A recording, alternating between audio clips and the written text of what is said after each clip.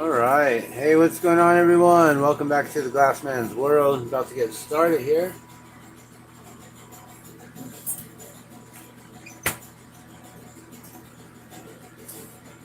Oh yeah.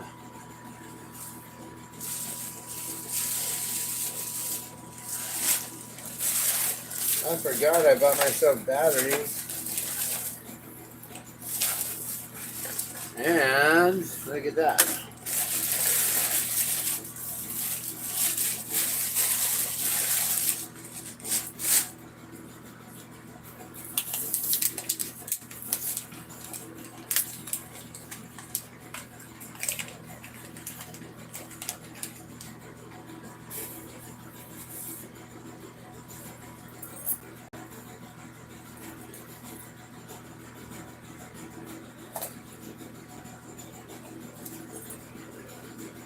So right now I got to switch out the battery to the pyrometer here.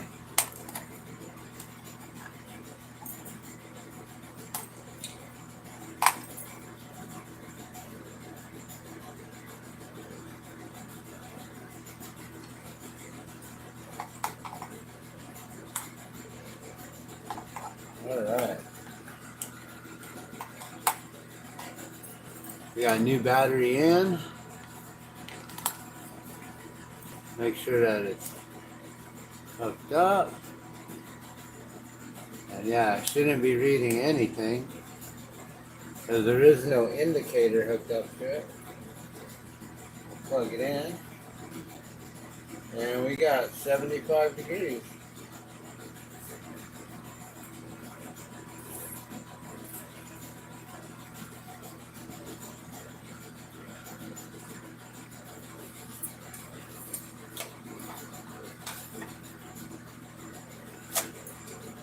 "76 degrees, slow climb, slow and steady, 77 degrees, awesome."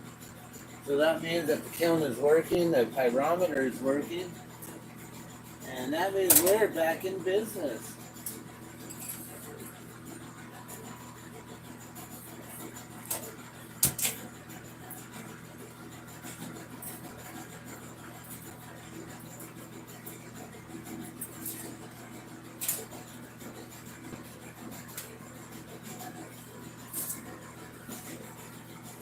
All right.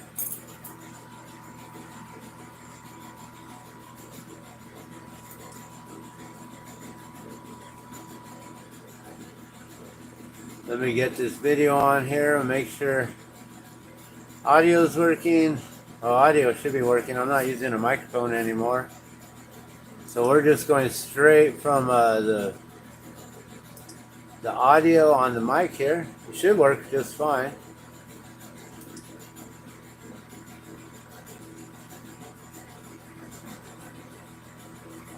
All right, let's just move that just slightly. I think that's all we need to do right there. That, and that should be good.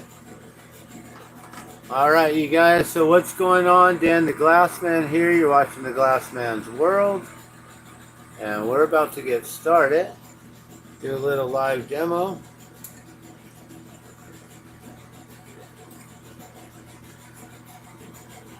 Like, trying to get it to where it's straight. There, is that better? Still got that table. Trying to get the crack of the table out of there. We don't need any of that space right there. There we go.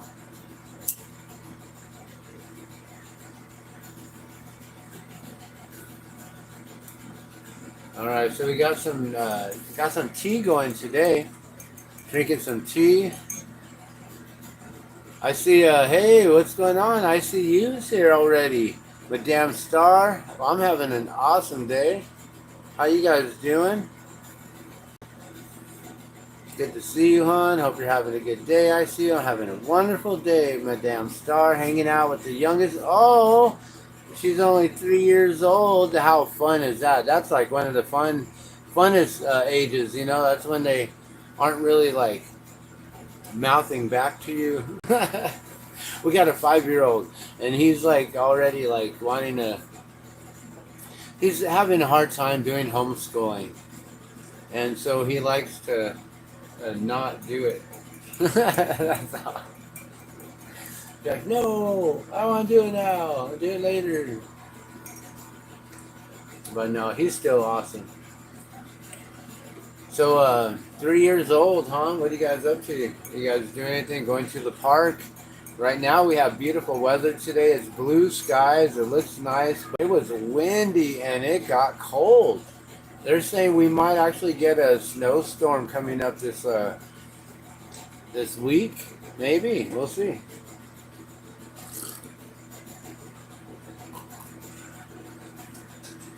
So the tea I'm drinking on here is it's kind of what I was talking about the other night when we were watching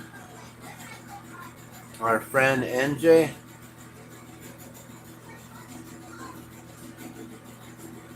And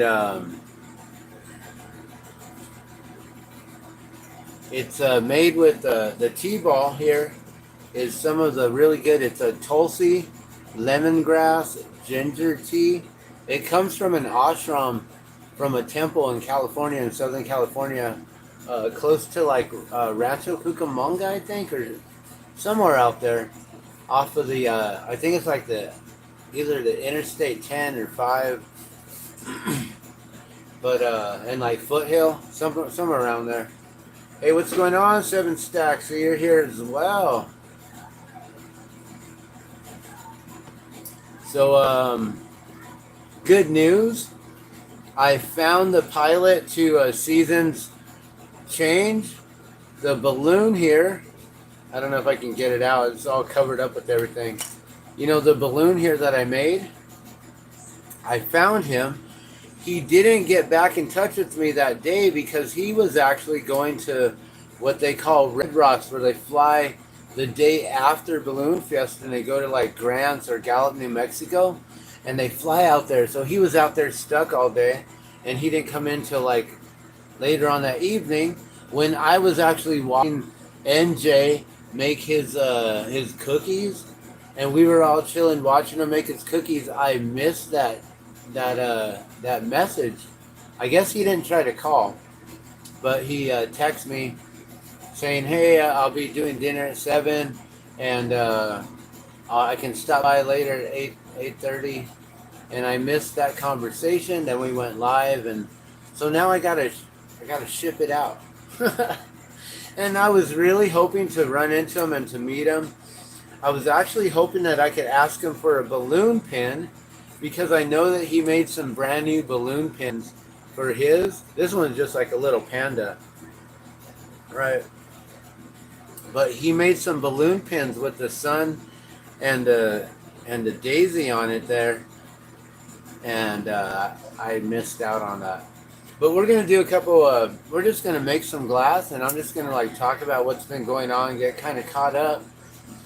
During Balloon Fiesta, I kind of took a break from focusing on all of the current events, all the news, all the information. You know, I didn't have time really to even bother about that. You know, there'd be sometimes during the day when we were like on a chase or whatever, and I would totally just like see some news coming in, right? But I wouldn't really talk about it, you know. And then everything that's going on with North Carolina, you know, I've been following really, really closely because my friend's out there, and I'm trying to figure out if he's going to be able to get back to his home or what's going on.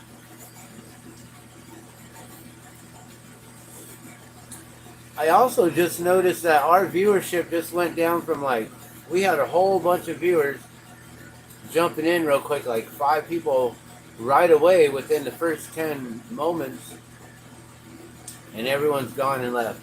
So I don't know if y'all just like came in to say hey, hello, and goodbye real quick.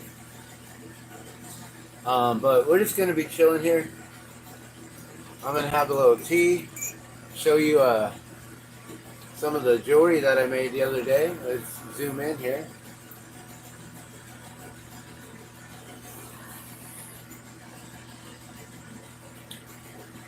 So that's one of them there.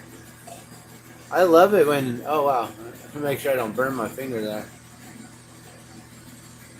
There we go. So there's one of the twists right there. That one's pretty cool. Here's another one. And the third one. There's a fourth one there, but that fourth one. So these are all the ones that I twisted up myself by pushing the color in and then twisting it up, and that's how I make those spirals. And these are the ones that I let go for like, they're my $5 ones. They're just as simple as my jellies. I'm going to put those in there because I can make more. So I'll put the 3 that we made last night into the giveaway pile. So if anyone wants one of those, you're welcome to claim one of those as well. The jellyfish are probably the most expensive that I have up here, besides the balloons, which will make some more balloons.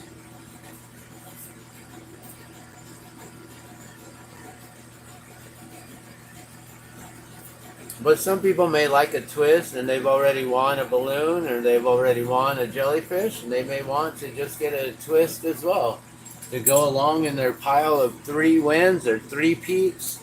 So you're still here. Thanks for letting me know. I see you still here. So this here, basically the tea that I made is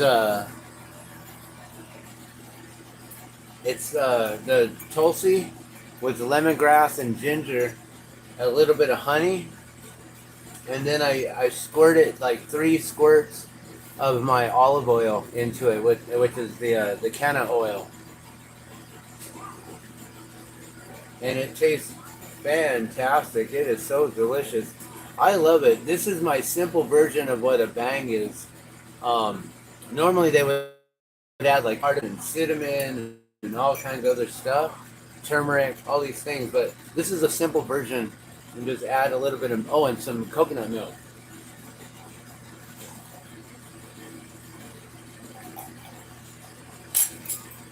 So delicious, man. I just want to like slam it and drink the whole thing quick. Alright, so let's get started here.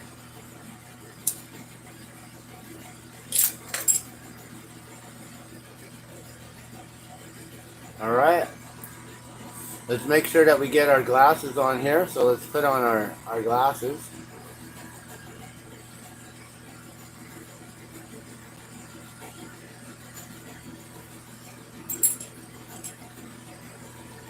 We'll move that away from the hot area so we don't have any kind of fire or explosions.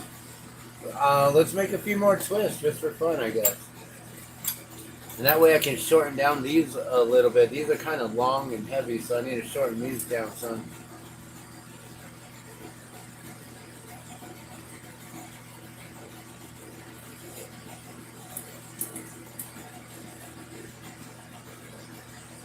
Always use the Norwex OptiCloth.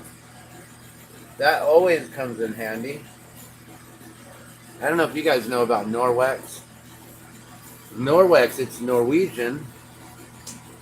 I don't know if you guys ever heard about the Norwegian experience where they like scrub you down in a bath. My friend from Canada told me about that. He's like, yeah, man. He's a Canadian Rastafari. So he's all, yeah, man. Don't you know? He'll tell me how they basically they take you into the bathhouses, and these 2 Norwegians women they'll come in, they'll pull you into the bathhouse, and I think they're just in their like bathing suits, maybe topless, and then they start scrubbing you down with their loofahs, and they give you the Norwegian experience of like this crazy bathhouse scrub down experience. And so what Norwex is basically that same thing, except you don't get the 2 beautiful women to scrub you down. You just get to buy the cloth, and it's not a loofah, but it's a Norwex cloth that really helps to like scrub you down and clean your body. And also they make cloths for like any surface too. So you can clean your body, clean your countertops, clean your windows with Norwex, and it's got like 1/200th the size of a human hair of these like microfibers that mechanically pick up all the dirt and everything off of the surfaces. So all you need is water. You just need a wet cloth. You just need to wet the towel, and then you can like scrub your body clean, scrub the surfaces clean or whatever. And you don't even need soap.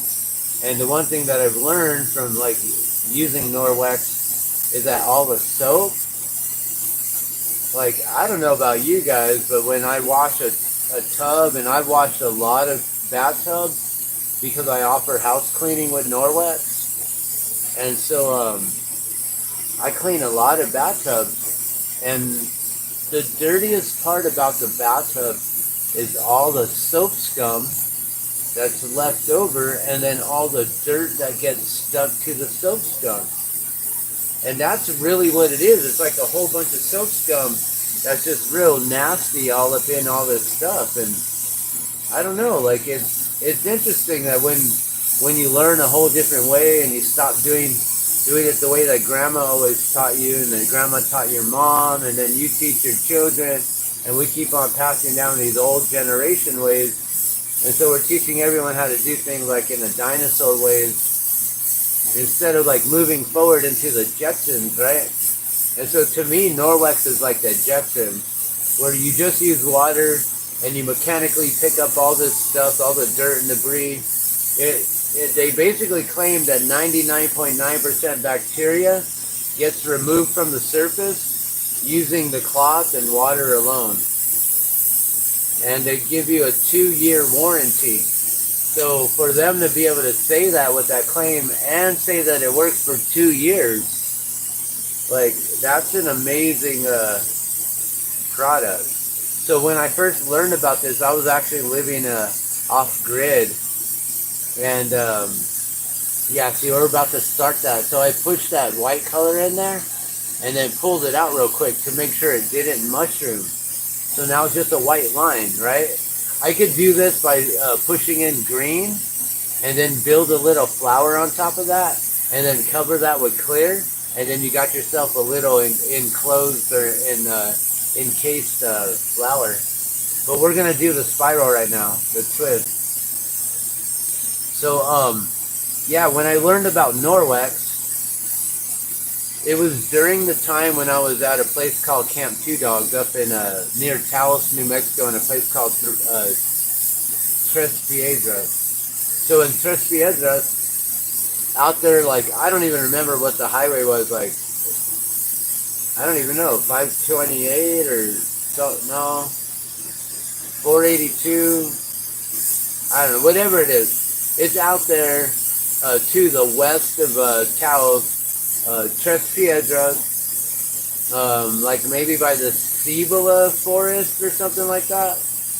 We were out in the middle of nowhere, like off grid, and it was at a camp, a water protector camp that was set up by this individual named Mitra, and Mitra basically was a army vet, or maybe not army, but a military vet of some sort. And during Standing Rock, I don't know if you guys know about Standing Rock, but during that whole time at Standing Rock up there in North Dakota, back in like 2016, 2017, there was like hundreds of thousands of individuals up there fighting for water, clean drinking water, fighting to stop the construction of the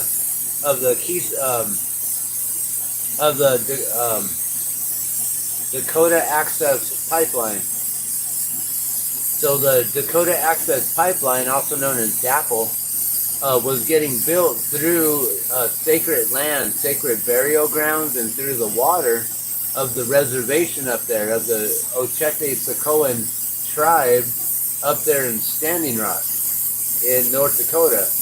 And so this occurred in 2016, and back when Obama was president, and a lot of these youth, the children, they decided to walk all the way from North Dakota to Washington, D.C. They went on, you know, they do these prayer walks, the Native American, they do prayer walks all the time. They're praying for everyone, praying for you, for me, for everyone.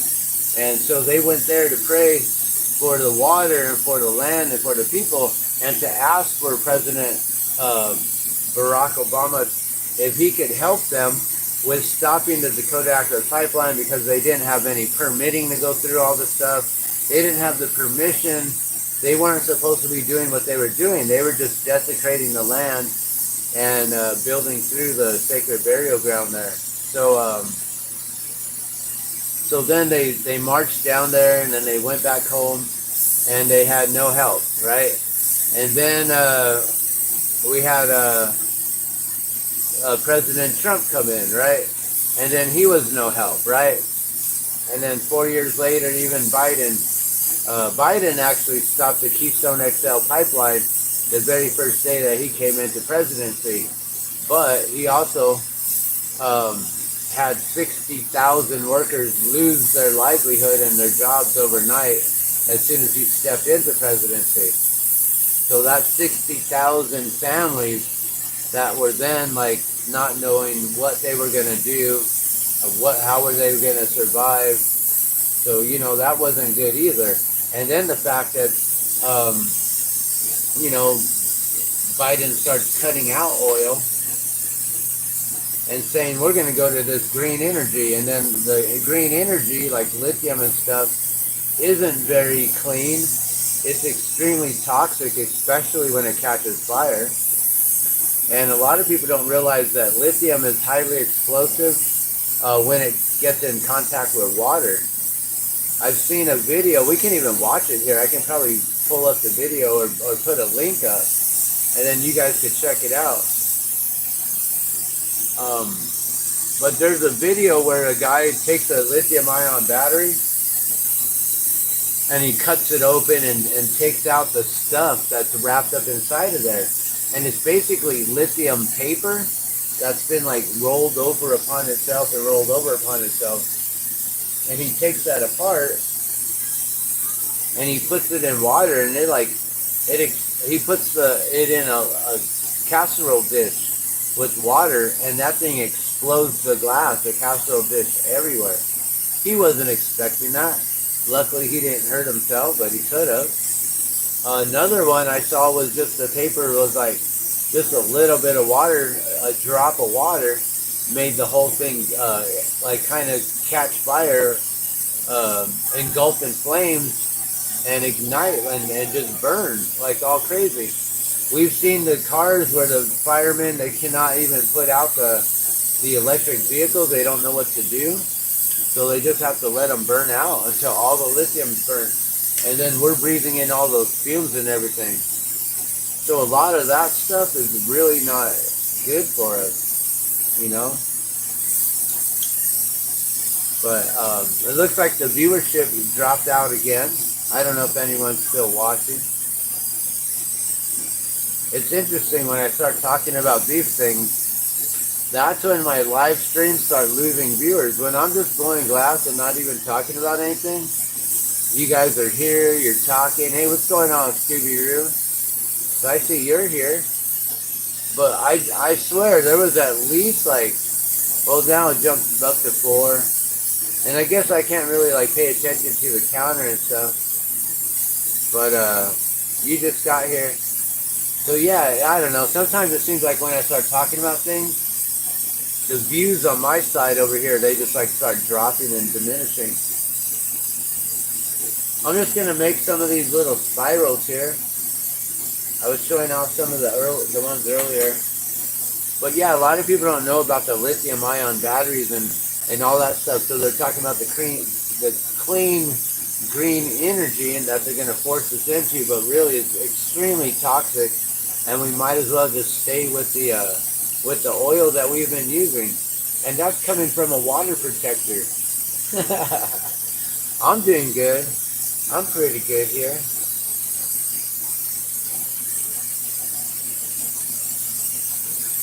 So I emailed you back today. I don't know if you got that response, but it's good to see you again. I'm just gonna work here. There's nothing. I have nothing important. I'm just gonna catch up on what I'm saying and stuff. But I was talking about Norwex, and I was talking about Camp 2 Dogs, I have a playlist here. That's like my experience at Camp Two Dogs or something like that. And there's a lot of videos from there. It might be grainy. We had really bad reception because we were living off grid, but we still had like we had a satellite dish or something that brought us like internet signal, and we were able to get we could use our computers out there, and then everything was on solar panels, and or we would have like solar chargers and like for our phones, you know, we'd have portable solar chargers and solar this, solar that, all kinds of stuff. LED lighting that was solar, like all kinds of cool things. So I lived off grid for a while. When I was out there, I was going around because of the whole Standing Rock thing, and that's when I started making the water drop. And we started here. Let's make a water drop real quick. We'll talk about water and water is life and why it's important. Yes, I do believe that you emailed me, and then I replied today. I just emailed this morning today. Oh, dang. Blew out a whole transformer. That's what you said in the explosion was the other day, right? And we were like, oh, maybe it was a transformer.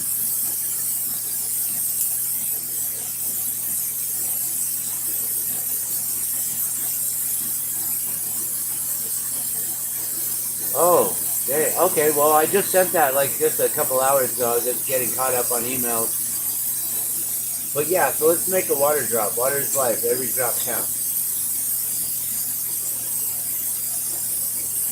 So back in 2016, 2017, there was a big standoff where people started to go up there to Standing Rock to help out with the water. I remember on the news the one day that I was just like, oh, I want to go up there. I need to be up there. I need to help these people. Was when they brought in a security team to come in to the burial ground on that hill there. And they had the bulldozers there, and they brought in their dogs. They brought in the security dogs. And these security guards were on sacred land, on land that belonged to the tribe there, right? From Standing Rock, the Ocheti Sakoan tribe. And they were forcing them off their own land and forcing themselves to be allowed to use the bulldozers to desecrate the burial ground there so they could start digging way for a new pipeline called the Dakota Access Pipeline. And that day was the day that they unleashed the dogs onto the women and the children there. And people got bit, people got hurt, but also people stood their ground there. And eventually the security team retreated with their dogs. The dogs even turned on their own security. In the video you can see there's a time when one of the security guards gets bitten by his own dog. The dogs were just ferocious, fierce dogs, and they had no control over these beasts. So they unleashed them onto women and children. Women and children who were there just to protect the land, to protect their sacred burial land, to protect the river and the water. And a lot of people don't know about any of this that happened because the media had a complete blackout. There's a lot of stuff that goes on today in this world that we never get to hear the truth of what's really going on, or you never get to hear exactly, you only get to hear like half truths, right? They'll tell you like something that might be going on about it, but they don't really tell you what's going on, right? Like they let you know Lahaina burned down, but they didn't really let you know how Lahaina burned down. And so there was no water, and the firemen and everything like basically left. And the fire chief was seen to have been on his roof watching the fires coming, and then within moments took off and left. Didn't even warn his own neighbors. That's on video. I got all that stuff archived on Maui Fires, another playlist I have. I got tons of playlists. That's one thing that I'm really getting known for, guys, is my playlist and all the different videos that I've archived there. But the thing is, they're not my videos. So if some of these videos gets taken down from YouTube or whoever due to censorship or whatever that they're doing these days, they're just hiding truth is what it is, burying truth. If they remove it, then it's gone. The link's gone and it's not visible. So unless like viewers like yourselves or myself, which I don't have time or even the space for an external hard drive to do so, but until like others actually take this information, we can even take it to archive.org. I think it's archive.org, and you can archive anything, like I think videos, photos, posts, things like that. So all this kind of stuff can be archived. So that way the truth can be saved. But then, I understand, like, there's people like Bill Gates who own the internet, and all they got to do is just hit a switch and it all goes away. It's like, oh, well, all that archive was all done for what, right? That's the thing, is you got to remember not to take nothing personal. Try not to have attachments to things, especially the digital realm, because all this stuff is like non-materialistic. It's digital. It's like we've digitized the material realm to where now, like digital pictures and things, people will cry over if they get lost, right? And that's not even a tangible item that you can even hold or whatever, right? That fire was so crazy, can't even believe it. Yeah. And that's not even like, there's been many more. There's so many others. New Mexico was on fire recently. I don't know if you guys saw, but the Hermit's Peak fire was, I think, the largest wildfire in U.S. history with the acreage. But then I think recently there's another fire that just beat that. One thing that I got to say about that Lahaina fire that no one's really talking about except me on YouTube is, like everyone's talking about like how there's so many people missing, so many people unaccounted for and all this stuff, right?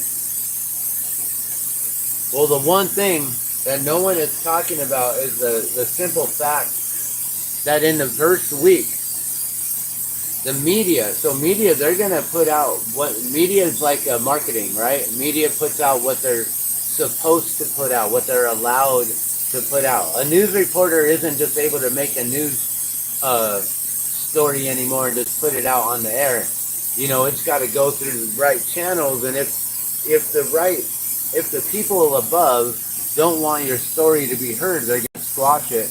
And then you're going to be doing a story on like flipping burgers at McDonald's, at the new restaurant they just built up the street or something, right?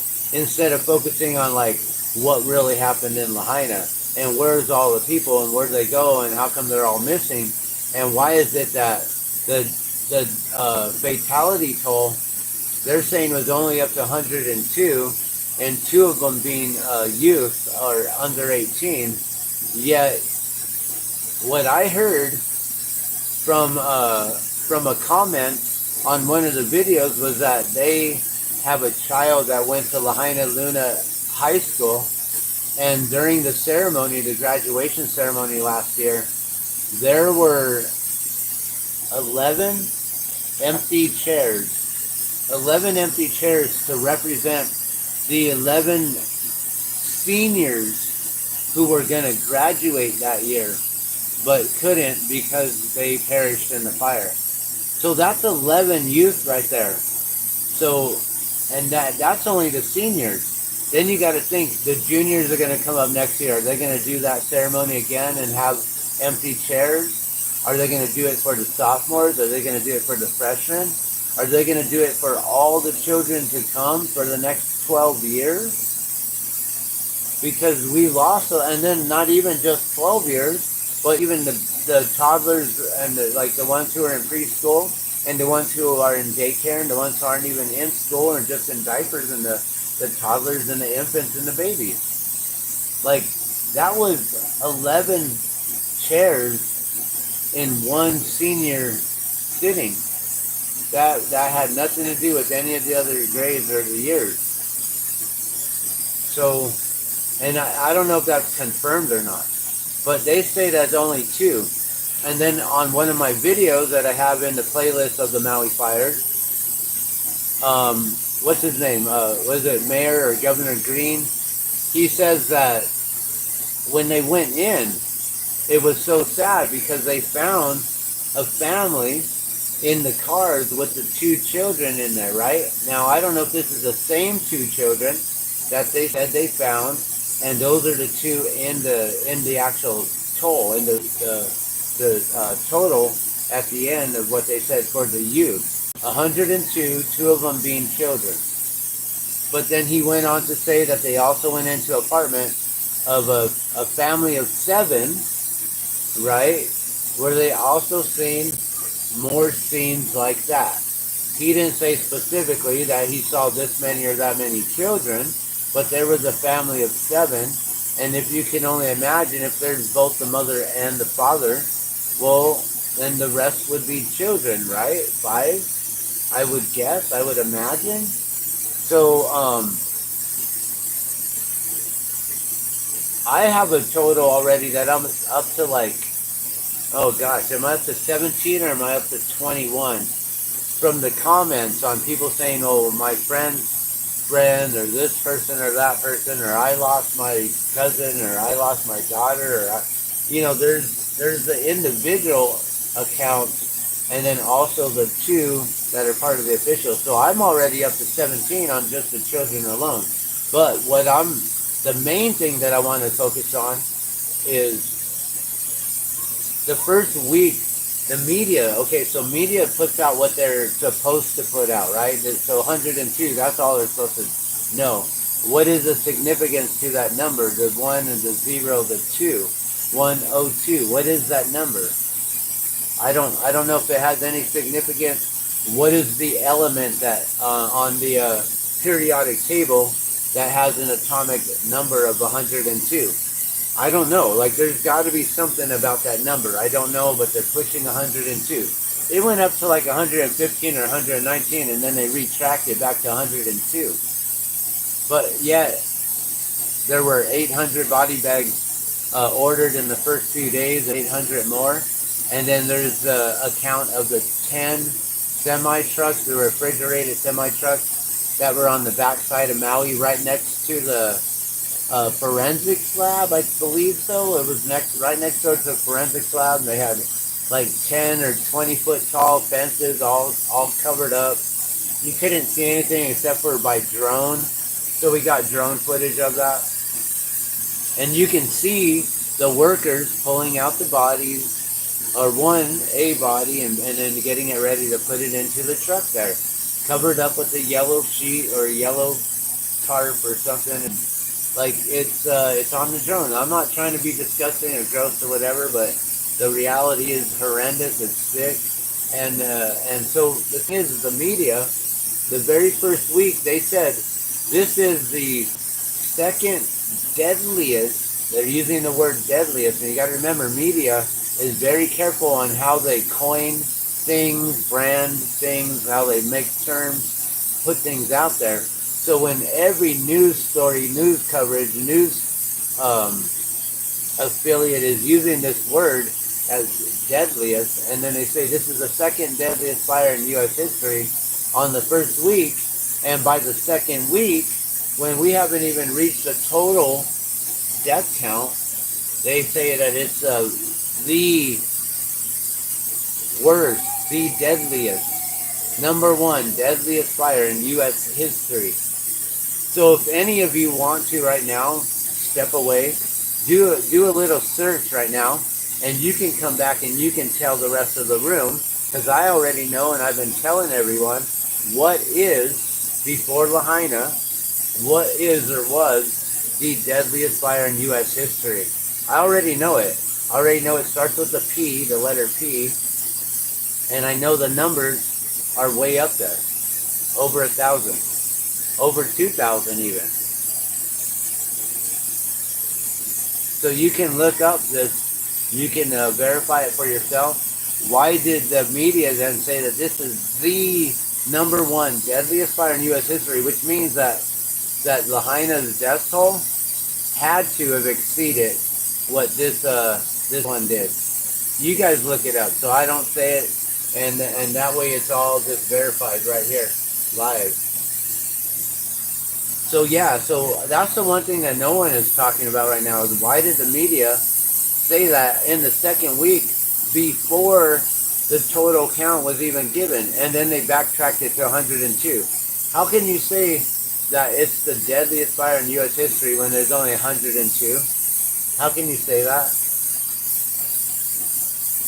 You know, there's been a lot bigger ones. You know, I mean, there's a lot, right? A lot of the homes there were passed down from generations that didn't have fire homeowners insurance, right? Or they didn't have deeds to the land, which is how Mr. Zuckerberg was able to acquire that land several years before they burned down Lahaina. You know, around the time that Oprah was getting in there and getting her land too. So he purchased some beachfront property that was passed down from generation to generation to generation. But because of everyone on Facebook, we helped him to acquire that. I helped him to acquire that land because of I'm still using Facebook. I'm still using Meta. And many of you are too. We all are, and we help to do that.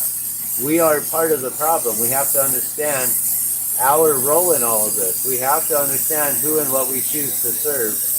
But the reason why I stay on Facebook is why? Because the masses are on Facebook. And the only way I can get this information out there is by getting it to where the masses are. So I use YouTube, I use Facebook, I use Twitter, I use Instagram, I utilize them in a way like this. So what are we making today, Brewers Prospecting is wondering. Right now, well, I just made a water drop, right? Okay, so we made a water drop. Now let's make another twist. We're going to do another twist. We're making hurricanes and tornadoes because that's the season, right?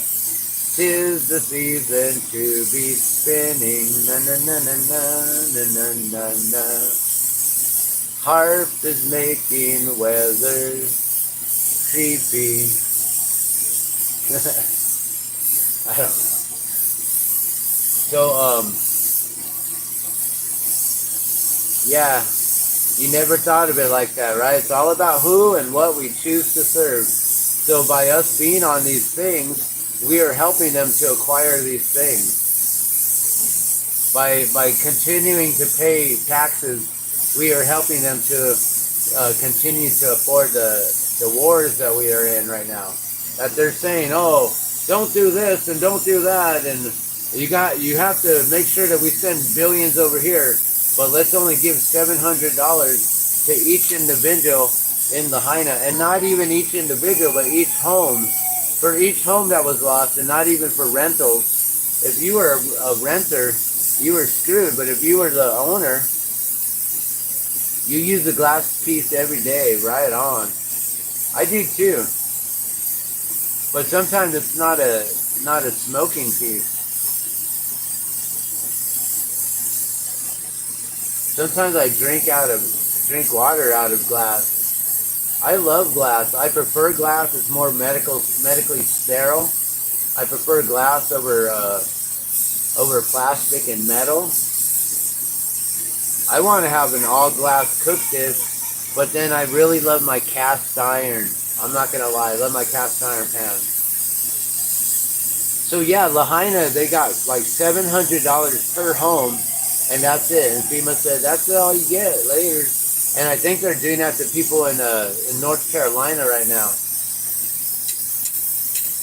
And that's one thing I want to talk about, North Carolina and all that stuff that happened. And right now, we have another hurricane. Hurricane who? Harold, Hurricane Herbert, whatever it is. I don't know. It's really not either of those names. I'm just making things up. But we went from Hurricane Helene to now Hurricane Get Out of Here. And It is going to be crazy when it hits the States even more right now. I think they're getting a backlash of it right now. Merrill, is it Hurricane Merrill? And then we got another one, a third one, which we've been, like, I've known about this third one for a while now. So if it's news to anyone, then maybe you're not really paying attention to what's truly going on. Maybe you're paying too much attention on other things and not really, like, I like to spend a lot of my time researching. It's called research and development, right? R&D. And that's all I do all day. Even if I don't get paid for it, to me it's invaluable. To be able to have all the information and knowledge that I've obtained through my own personal research, I couldn't have learned all of this in school. There's no course that would teach you how to jump around from so many different subjects and to be able to acquire and take it all in. Most of the time you got to focus on, we're going to focus on math here, or we're focusing on history, and this is a world history, or this is a business history, or, all, like, it's different. Glass definitely has a better taste, or should I say no taste, right? I also make glass straws for drinking. Those are really nice. I have one right here, actually. Right? Or I used to. I guess I turned it into something else. I melted the end. But that used to be a drinking straw. This one has a slight bend to it. But I make them straight. I make them with a real nice bend to them. Kind of like a sippy cup kind of bend. Well, not sippy cup, but I don't know. Like a drinking straw bend. You can make them short, make them tall. For your cocktail glasses or for tall pint glasses.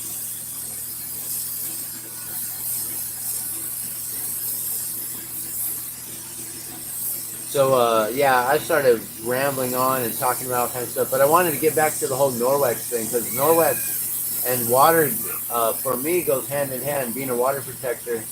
And the whole Standing Rock thing was basically Standing Rock, and when I started making the water drops, that's what then turned my artwork into a mission and a cause, where now I can focus on these things on, like, clean drinking water for all.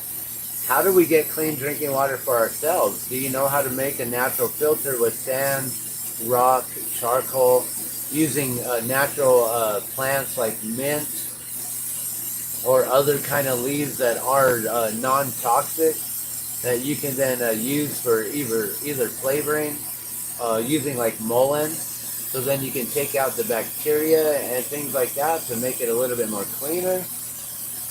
Palm leaves, depending on where you're at, if you're on the island, if you're in the desert. One thing I learned is that pine trees, you can take a stick, a branch, whittle off all the bark from it, right? So you get all the bark away, so it's just a stick. And then you fit that into a container somehow, real nice and airtight. So you probably want to shave it down on one end and taper it, nice and smooth. Using sandpaper would be the best way.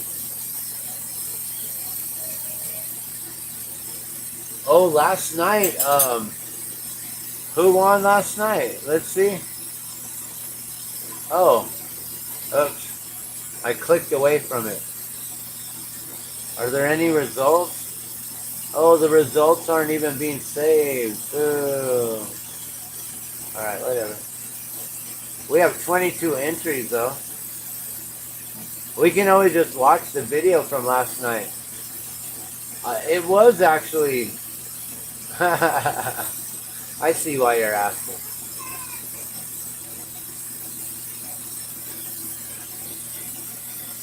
Oh, I thought you said, Brewers, do you know who won? I can't read right here. Yeah, do you know you won? They only offered us $750 for the flood victims in North Carolina, Tennessee. Wait, you're there? So they really did that. FEMA, you're talking about right now, Brewers? They offered you $750 for flood victims just recently? whether or not you have flood damage or not, like you could just get that money. And what does it mean? Like, what did you sign? Did you see the fine print? Is there any kind of wordage there that says that they basically then have the authority to go in and assess your property and deem it either fit to live or not? Because at that point, they can make every single home unfit to live and take it, and then you're out without anything because you signed that paper and you took $750 for it. That's what I'm learning, is that they're like shysting people in that way. I heard about that over here, that they were doing that with the Hermit's Peak fire in New Mexico, the largest fire in U.S. history. Wildfire, the largest wildfire in U.S. history. So my friend lives right there, not Asheville, but there's a place,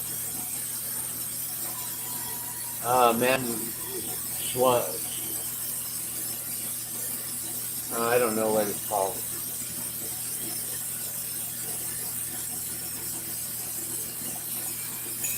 I'd have to look it up on a map. But he said basically he's like right there near Asheville. And he said his whole area, he said 2 days before that. What is the metal? Oh, that's a tea, it's a tea ball. I use actual like real herbal tea. Like I don't mess around. I go straight with the leaf. So instead of using a bag, this is a reusable tea ball. So then I can put more hot water in here and then have a little bit more, and then I dump it and then I put more in there. So yeah, it's just like a single-use tea ball. It's fancy, I guess. I should be drinking out of glass, huh? But ceramic is pretty close to glass. That's the cool thing about ceramic. It's cool. But yeah, congratulations to Brewers Prospecting 420. You did not know that. So hey, what do you want? Hey, what do you want? What would you like to choose from here? You get to choose like prizes and such. Right? Let me see, does that work? Almost. No. So I'll leave these here for now. Geez, I just made it worse. Is that better?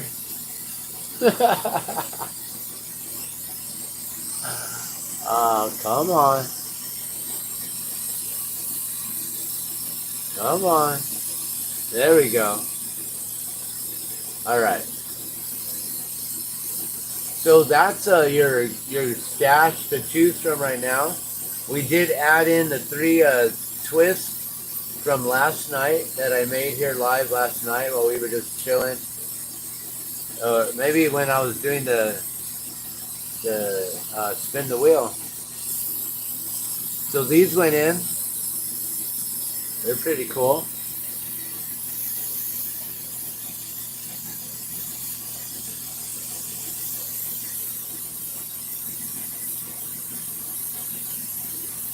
So those are the 3 spirals. There's the kind of ambery color one, that's the butterscotch, the white, and then the dark multi, which is like kind of the bluey color. Blue-green, I guess, I don't know. And then we got all these jellyfish, which they're not all up for grabs, but I'm going to leave them here right now. And if someone wants to choose a jelly, you can. But by Sunday, they're all going to be going away. And I'll probably leave like 1 or 2 up in the pile. We do have this one there. And then we have the mushrooms here, and we got the plain mushroom. We do have a dab straw. I don't know if you guys know that, but there is a dab straw in there as well. It's a Gardenia glass dab straw. It's my own design. It's got the 2 bubbles there with or 3 bubbles, 2 constrictions. So it's pinched thin. So when you're doing a dab, it actually does collect the nectar. It's a true nectar collector. So yeah, we got all those. But also, yeah, not to change the subject and everything, because we're talking about some real important stuff. So my friend lives right out there, and he says 2 days before the hurricane hit, that the dams are already like close to like overflowing. And he said that he didn't understand why there was no orders for evacuation or no sort of warnings even, no flood warnings, no kind of nothing. Um, but he just so happened to be on his fall break, so him and his wife decided to go to like a place called Oak Island or something like that. And so they went for the weekend, took their dogs with them, and then 2 days later, they're watching their whole entire place get flooded. A day or so later, they found out from friends, I guess, that their place may be okay, might not have sustained the flood damage as others have, but they can't go back in to assess the situation. They can't go back in because there may not be enough gas to get out, and they might get stranded and stuck in their home. Like, to think about that, you might get stranded in your own home, but there's no supplies, right? Like, they're having to depend on. I heard of a town called Beloved Asheville, and that they've been bringing in supplies for a while. I guess they were feeding the homeless there.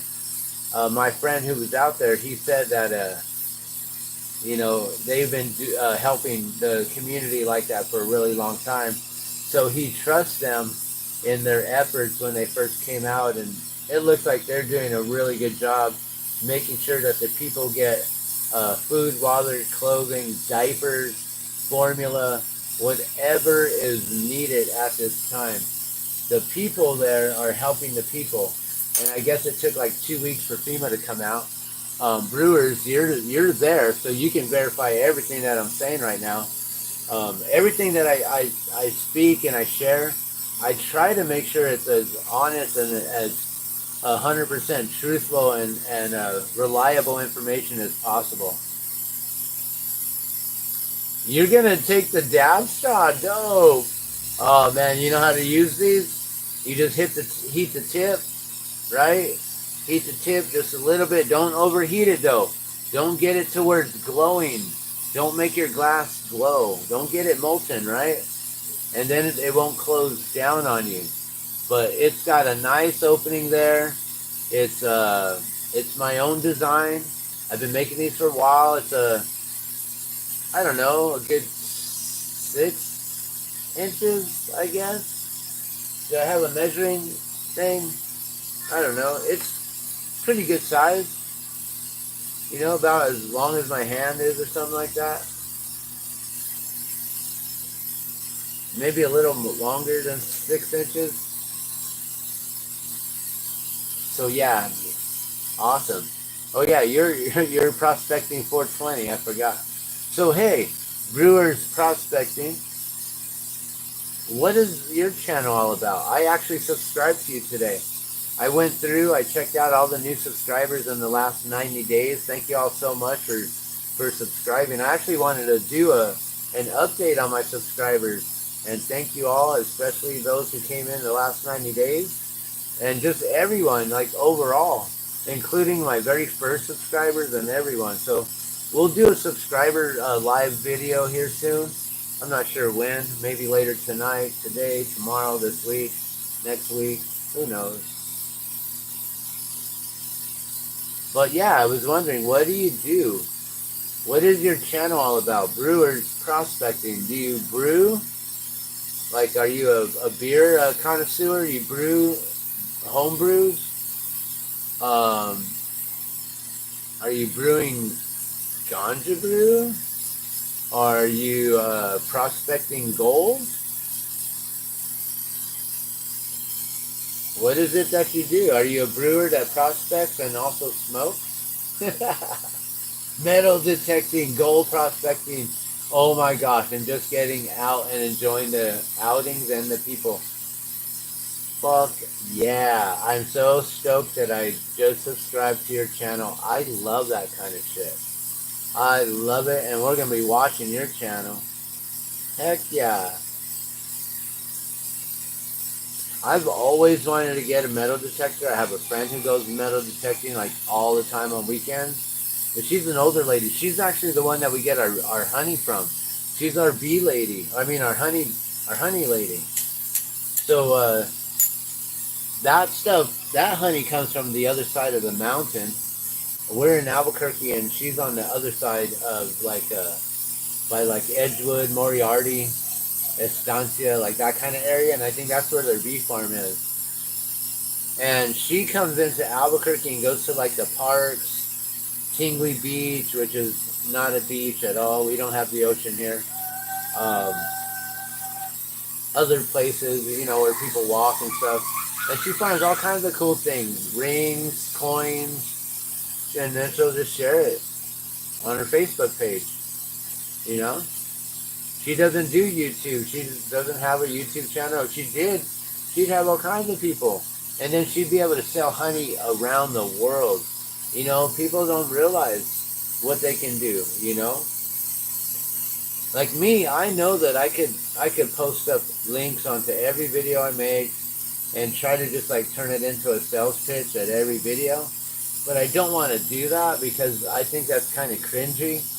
And I don't really like that when I watch other videos, and it's always just like, buy this, buy that, buy this, buy that. Send your donations here, send your donations there.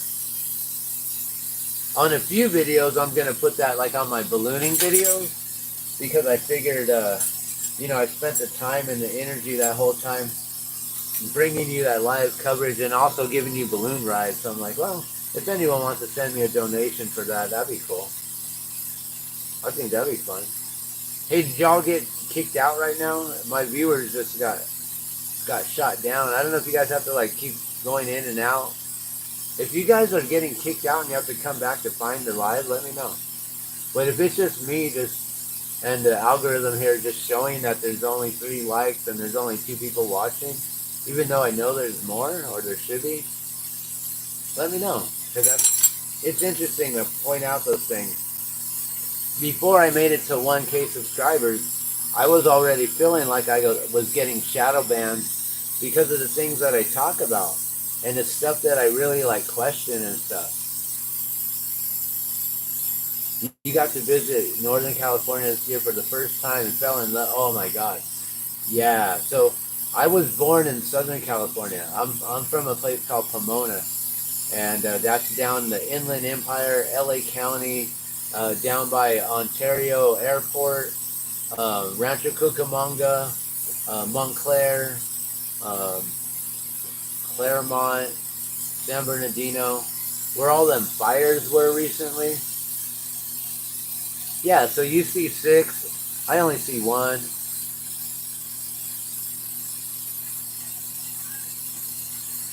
So it's interesting when those numbers don't match up like that, but cool.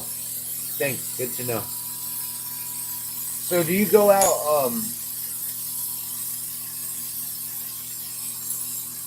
do you have like places that people tell you like, hey, you really got to check out this spot, like for gold, or do you just know like where to look? Like, do you go looking for the veins? You go finding like the quartz veins and then looking for the iron deposits and then like tracking it, like for real, for real? I kind of know about it, but I just don't have like, I haven't done it. I've been watching all kinds of prospecting videos and seeing how like the sleuths are made, like the wet sleuth, the dry sleuth. I'm like, wow, that is so cool. Like a dry sleuth box is pretty interesting, but I think you would maybe lose some or lose more in a dry box compared to a wet box. But I don't know. What do you know? So getting back to my story, because it takes me forever to revert back to where we first started. We were talking about Norwex when I first came in, and Camp Two Dogs and how I was living off grid, and then the whole thing about Standing Rock. And Standing Rock was this big old thing that happened between 2016 2017, and hundreds of thousands of individuals went out there. And that day when they brought the security guard to come in and they had allowed the dogs to attack the women and the children, that was the day I wanted to go up there, but I couldn't because I needed to stay here Basically, I was in a court custody battle for my daughter, and I needed to make sure that I had at least 50-50 custody or shared joint custody, and that I wasn't going to have no custody at all. Like so, and that was all just some dumb stuff that I had to go through, and animosity and grudge stuff. And eventually, we finally got over all that. Her mother and I are finally able to be cordial, be friends, kind of. We can actually like hang out a little bit. My wife is chill with her, and they can actually like talk and be around each other and give each other hugs. Like it's a cool thing, but at first it wasn't so cool, and there was that whole court thing, and that was during the time of Standing Rock, and so I couldn't go, which fortunately everything happens for a reason. Finding that silver lining, a lot of individuals who were up there got sprayed with some poison called Resol, which basically got a lot of people sick and got cancer and stuff. So that whole court custody issue and all that stuff may have saved my life, or at least saved me from getting cancer. Because a lot of people ended up getting this thing called the dapple cough, which then we were like, oh, maybe that was like the testing of the very first COVID and the bronchitis kind of upper respiratory issues. Maybe they were testing it up there, but they sprayed everyone with Razol.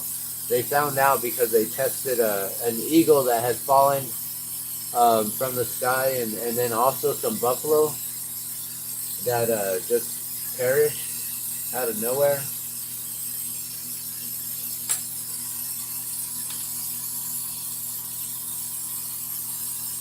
So yeah, like all this stuff has pretty much been confirmed, but then not really. And nothing's been said through media, right? Like not through mainstream media, maybe social media, but not mainstream media.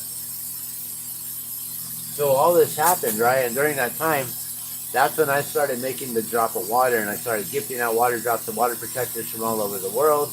I was invited into the Gathering of Nations powwow in 2017 to be part of the Buffalo Dance. Well, not me to be part of the Buffalo Dance, but friends of mine were invited to dance in the Buffalo Dance. Oh, let's get back to blowing glass. Sorry. I'm over here blowing glass. I just made something, and you guys didn't even see that. That was like magic. Ta-da, done. And so,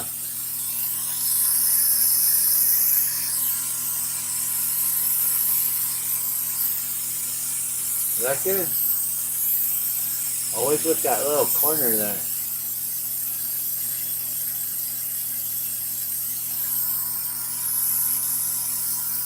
Alright, that should work. So,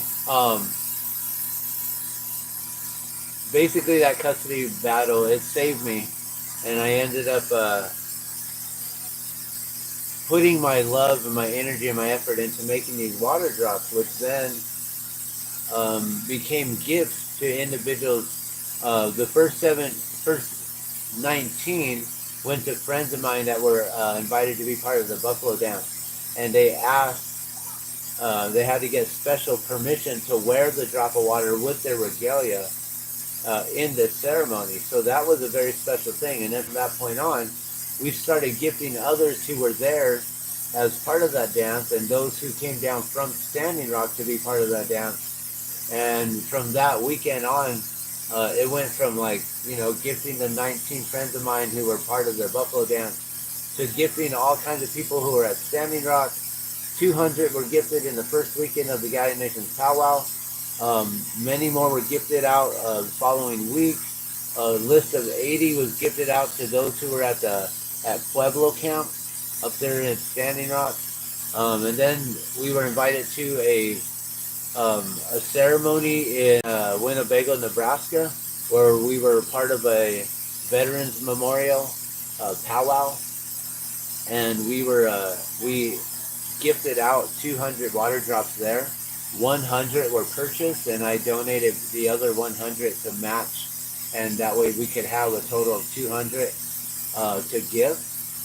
We're now up to 3,864 water drops gifted to individual water protectors from all over the world, including celebrities. Deb Haaland, who sits in the White House currently under the Biden administration.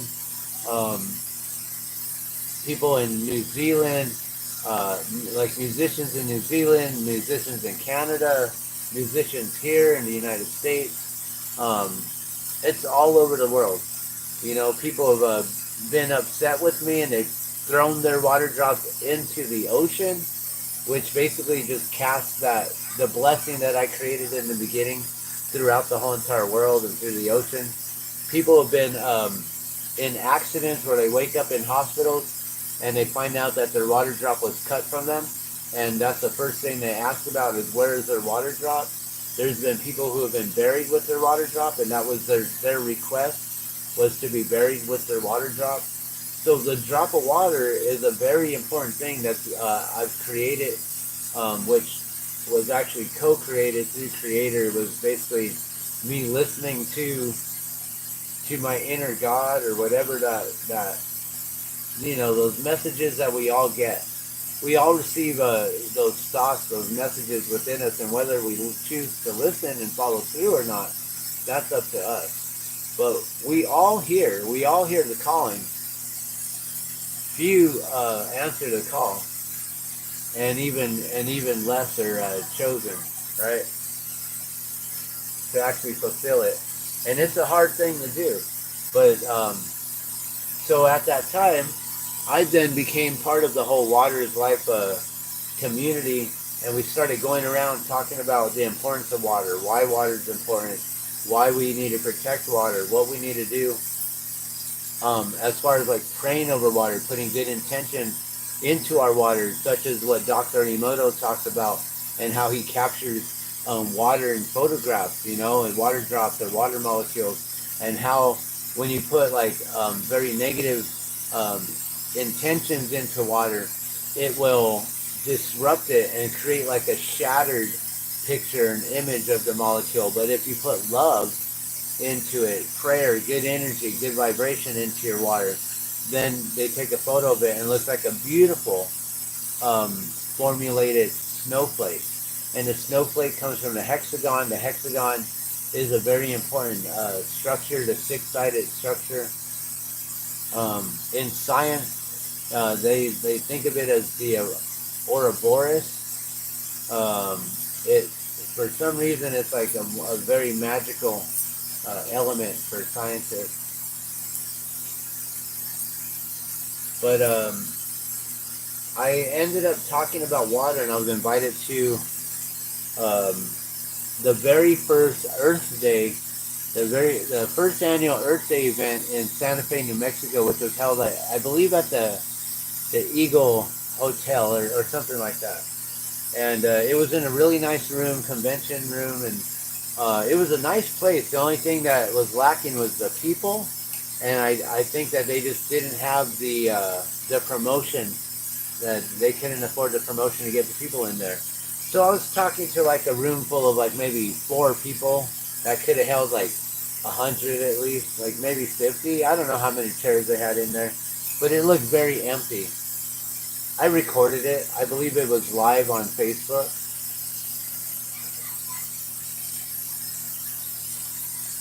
You can send me the mailing address now, Brewers, but we'll do all that at the end of the month, after Halloween, or maybe even on Halloween.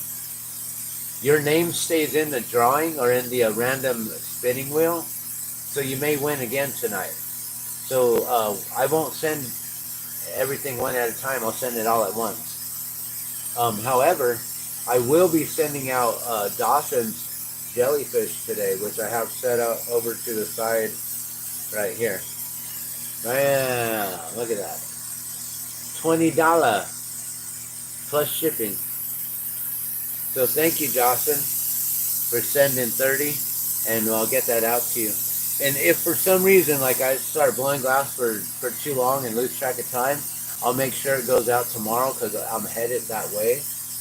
And today I'm not really headed out anywhere. but I'll make sure it gets out, like it either by today or for sure tomorrow, if for some reason. So yeah, I got invited to be a speaker at the at the not the gathering, at the Earth Day event there in Santa Fe. That was around 2018, and in that setting, there were a bunch of vendors. I was set up as a vendor. We're selling the drop of water. I do sell the drop of water for $10 or 3 for 20. So if you ever want to support the cause and support my gifting cause of the 3,800 and 3,864 gifted so far. It's hard to keep that number in my head and then add one and be like, okay, what number are we at now? 3,864 until I gift out another one or many. Right on. And thank you for understanding. We'll do that for sure. We'll get it all set up. But some people have sent me their mailing address already, so we can get those things out to individuals. You know what? I just realized I have my kiln on and we're making things that don't really need to go on in the kiln. So let's make some things that need to go in the kiln. Let's make some more. I'd like to make some more.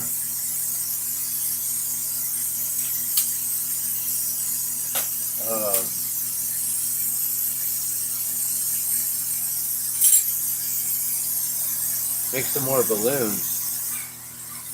So at this Earth Day event, while we were vending all day, right, and then like during the day we'd have to step away and do the talk, the little lecture in the lecture hall, and then we came back and at the end of the day,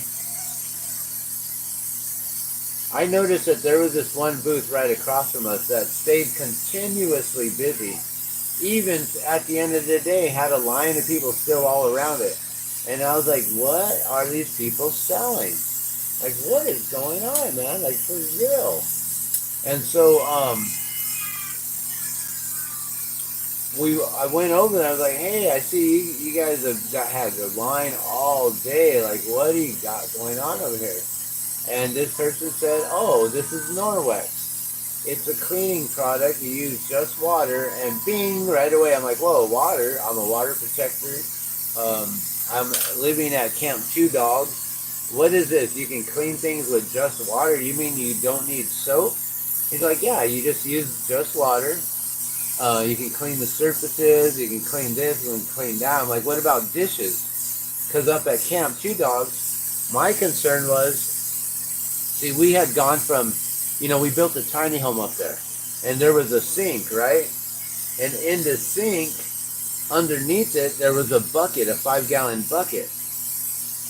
And at the end of the day, you would have to empty the bucket. And you'd have to empty the bucket. Geez, I need another piece of glass. Where's all my scraps? I got everything covered over here.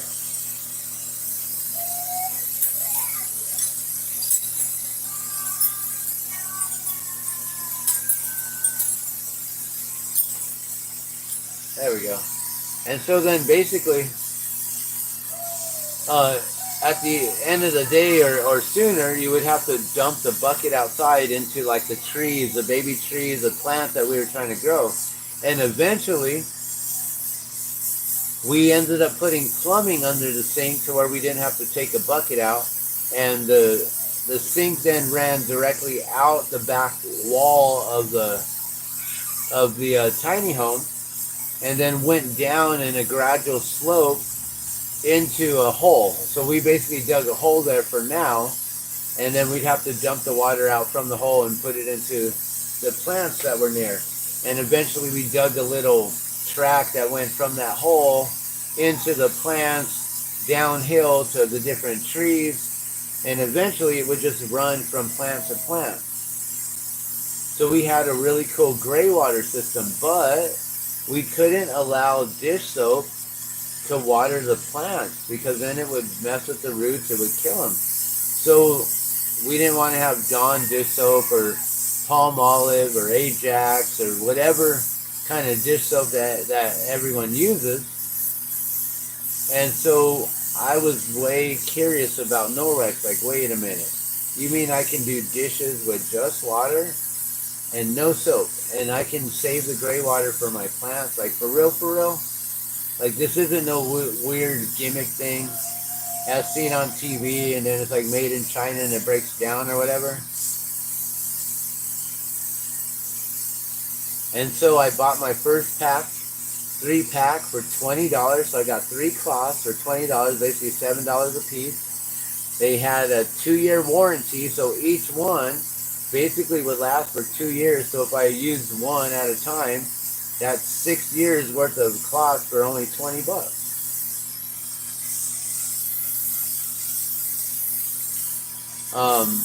But the thing was, I didn't really know if they really truly worked. So I was still using Dr. Bronner's soap with these. And I wasn't really putting them to the test. It wasn't until I moved away from camp, I got away from the water protector camp, and stuff had occurred where they started, the owner there, Mitra, blamed me for stealing $70 from her. It's like, no, I owe you $70. You agreed it was okay for me to pay you back later $70, so I could put that $70 towards my $250 payment for my tiny home, my own tiny home, which was $250 a month. And Mitra didn't want me to leave because of all the work I was doing. And so Mitra was like, yeah, just pay me back the $70 later because you're very helpful and stuff. But then somehow, somewhere, it turned into I stole that money. I don't know how it worked. And I was like, you know what? I'm not putting up with this. I'm gone. Like overnight, it was as quick as that. It was like I went and invested all of my time and energy, my love into this place. Put all, like, you know, this person had a call for help. Said, hey, I need some help. If I don't get any people up here, I'm going to just throw in the flag and call it quits. And we were like, no, don't call it quits. You got a good thing going up there for water protectors to stop by. They can pop in. They can help you from time to time. And they got a place to rejuvenate and this and that. And it was a really good thing. It was up until accusations got flown for no reason.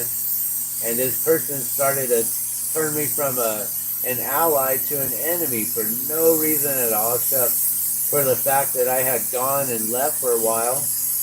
And this person got all upset that she was left alone at camp and had to like fend for herself for a minute. It's like, well, we're all supposed to be self-sustainable. Like, if one person's there at camp, that one person should be able to take care of the entire camp. And when there's no one else there, that means you only feed yourself. If there's a full camp, then you got a lot of helpers there, but then you got to feed the whole camp, right? Like, it's interesting how it works, you know. So basically, person couldn't take care of themselves, got all upset, started throwing accusations. I was out overnight, basically. Let it go, let it go. I'm really quick like that to let things go. That's the one thing, is not having attachments to things, especially material things. Don't get possessed by your possessions.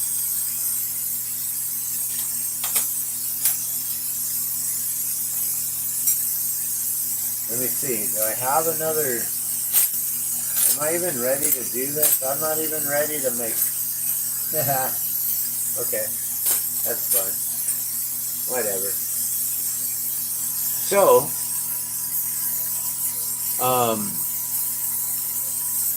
the story, what's the story? What am I trying to lead to? So eventually I got Norwex, and then I moved away from there. I still kept Norwex, right? And then eventually I became with my wife, and while we were walking around with our son at the state fair, we came across a booth that was a Norwex booth, and I was like, oh, babe, check it out. They got Norwex right here. It's this cloth that all you need is water. And she's like, what? Like, what do you mean? And it was like, oh, yeah, let me explain this to you. And what's crazy is like our relationship was a really really quick uh, relationship, and so we didn't even ever establish that I knew about Norwex in the time of us becoming together. And we're not legally married; we just say we're married, but we're married. We're basically husband and wife.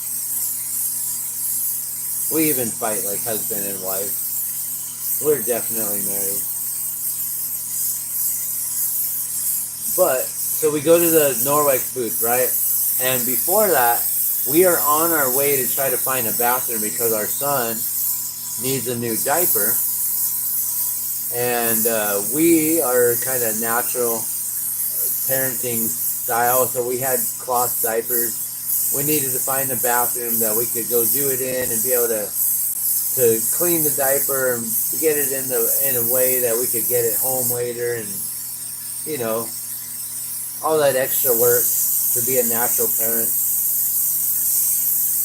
So we get to the Norwex booth finally, right? And then I'm like, oh my gosh, baby, you really got to check this out. We're so close to the bathroom. So close. And then the lady there, her name is Sue. We now know her. She's showing us the Norwex. She's showing my wife about it. And I'm telling her, oh yeah, I bought my first cloth. I was using it here and telling her why I got into it and the whole living off grid thing and this and that. She's like, oh, well, you should check out this and that. And they have body cloths. And I'm like, oh my God, they got body cloths? Like, I didn't know about that. I would have started bathing out there, doing sponge baths with them instead of using the kitchen towels that I had. And so the kitchen cloth worked really well. I did use one for bathing, and then I used one for my dishes, and I used one for surfaces. They were all different colors, so I had them color coordinated. And then as she's telling us all this stuff, I don't want to sound disgusting or anything, but then I started feeling something dripping down my arm, and I'm holding our son on one of those like chest carriers, you know, those baby carriers. You put them on your chest and you walk them around like a little pack, and you can flip it around on the back too. But I had him on my front side because he was small at that time. And I realized that, yeah, we needed to get to the bathroom quick because now his diaper is starting to drip out. And it was, started dripping everywhere, got all over me, got all over her floor there, her demonstration floor. And I'm just like, oh my God, I am so sorry, lady. Don't even know who this lady is. She's all, oh, it's okay, it's okay. And she starts grabbing her Norwex cloth, right? And I see that she's grabbing her Norwex cloth, about to clean up the mess. And I'm out. I got to go to the bathroom. And I like start heading out to the door.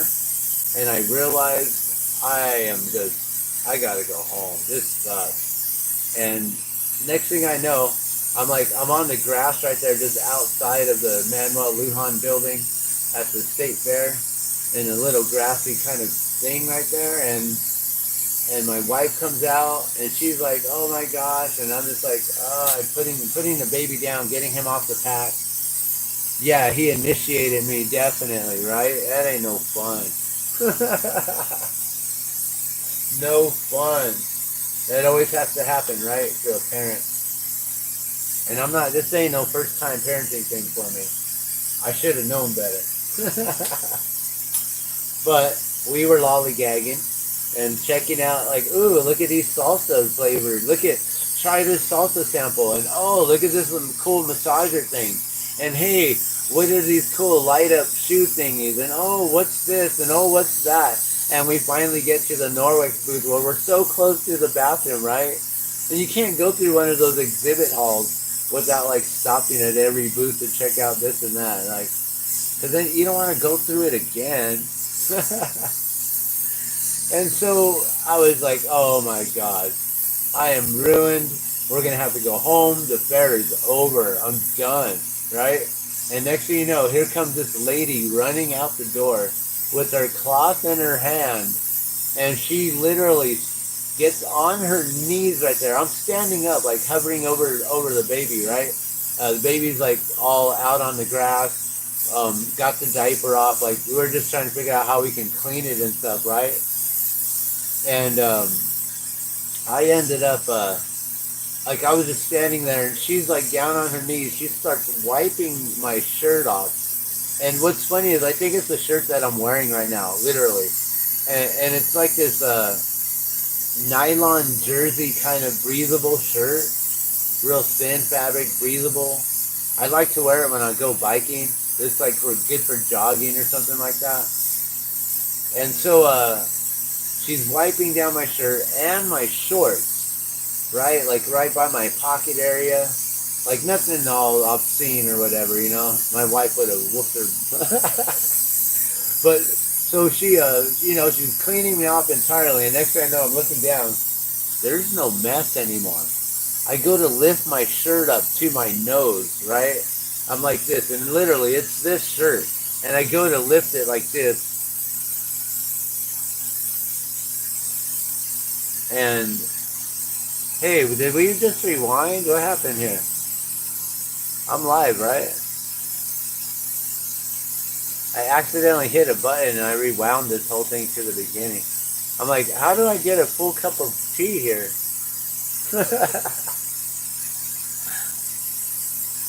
All right. I think I'm watching live. And so, yeah, I go to lift up my shirt like that, right? And I don't smell anything. And we're talking baby poo.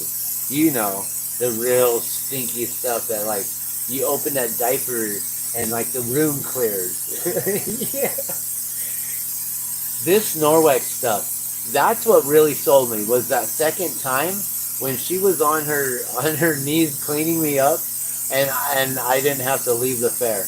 And I was like, oh my God, I'm so sorry, lady. I wish I had so much money to like buy this cloth off of you that you just used and this and that. But we were like kind of we were broke. We barely could afford to get in. And we were doing the exhibits that day, and just had enough money for food because it's like $20 corn dogs and stuff, And I'm just like, man, I felt so bad. So the very next week, my wife calls her up and she signs up with Norwex and she becomes a consultant. And now for like, I don't know, 5 or 6 years, she's been a consultant with Norwex. She's been like one of their top sellers, a consultant, and this and that here and there. It's pretty cool. You mean, if you sell it, you make good money because they give you 35% commission like right away. You don't have to like work up or build to it, which is freaking awesome. And then my wife is, I talk about her all the time. She's got her disability. She can't have a regular job. She can't go out and just work and do things. She can't be on her feet for too long because she can collapse and fall. But she can do this from home. And if she don't feel like doing it, well, then she could just make her greeting cards all day and not even worry about trying to make sales. And then she's got me over here just, I just talk about Norwex because I love it. I'm just fascinated about it still. I use it all the time. I use it every day, like all the time. I'm not even lying. But then I got into it because of the camp thing and the water. But the whole, with our baby like making that mess on me and us not having to leave the fair, that's what really got us sold. And now we just got all kinds of Norwex stuff. And now I offer like Norwex house cleaning and that whole, and the whole bath soap.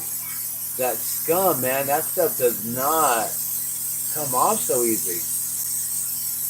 The one thing that I've noticed is when I use my Norwex, that soap scum actually kind of messes up the Norwex. I have to really like rinse it out good for it to have its cleaning effect that it's supposed to. So people don't realize it, but when they're using soap and stuff, you're really actually making the cleaning job a lot harder because that soap scum attracts all the dirt, all the whatever, the residue and stuff, and it just stays in there, and then it hardens, and then it's really hard to clean up, the soap scum. But then Norway has got like all kinds of cool stuff like the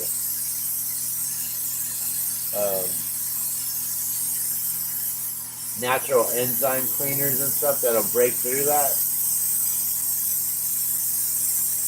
So yeah, why did I start talking about Norway? We were talking about the Norwegian experience, all the way from Norway. Oh, I started talking about Norway because I was cleaning my glass with the Norwex OptiCloth, and I was like, oh yeah, you guys probably don't know about Norway. So that's my story with Norway.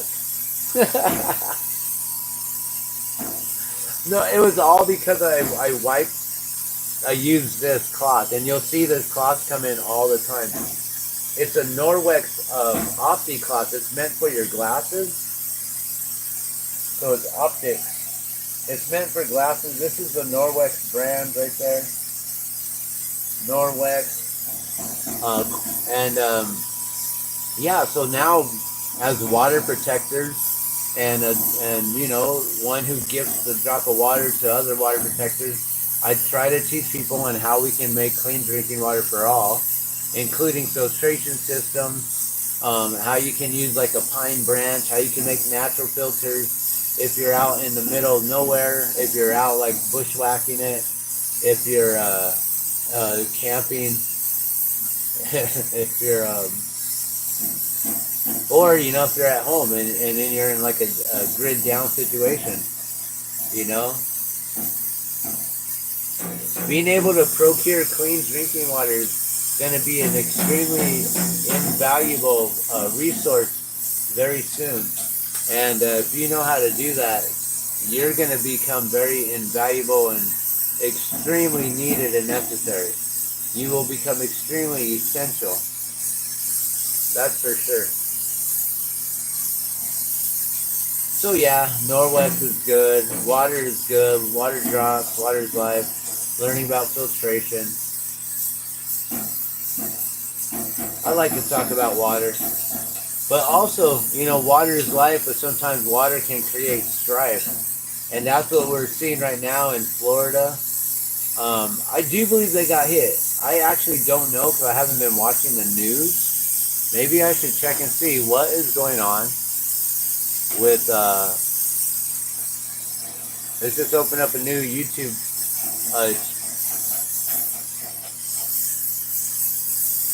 tab here, and we'll just see what comes on for today's list here. So right now I see a groundbreaking for Recovery Gateway, one Albuquerque Media. Recovery Gateway. So that's coming up at 1:30. That's right now. 10:16 is it the 16th right now? Oh, also I didn't charge my phone. This is all just for fun. Let me check and see if I should plug in or if I'm gonna lose you guys right now. We haven't really been talking about anything. This is all just for fun. Just to shoot the shit. Oh, cool. My battery looks like it's up to 75%. So we should be okay. And then watch, it's just going to plop down all quick. Visiting Flint for the 10-year anniversary. Status Quo News. Check that out. So I don't know if you guys know about Flint, Michigan. That's another water protector thing going on. 10-year anniversary. Wow. That was put up 5 months ago. The Recovery Center or Gateway here, that's for rehabilitation, for addiction rehabilitation, for people who are trying to get their lives back on the line, to get, you know, into housing and public assistance and stuff like that. So they're going to have some kind of meeting here soon. That's something I'll probably want to check out. Watch live. Hot air balloon hits, collapses tower at Albuquerque Festival. Watch live. Oh my gosh, this is 2 hours and 21 minutes of it happening. Oh, I'm going to save this. Okay, this is going into my playlist of, here, watch, let me show you.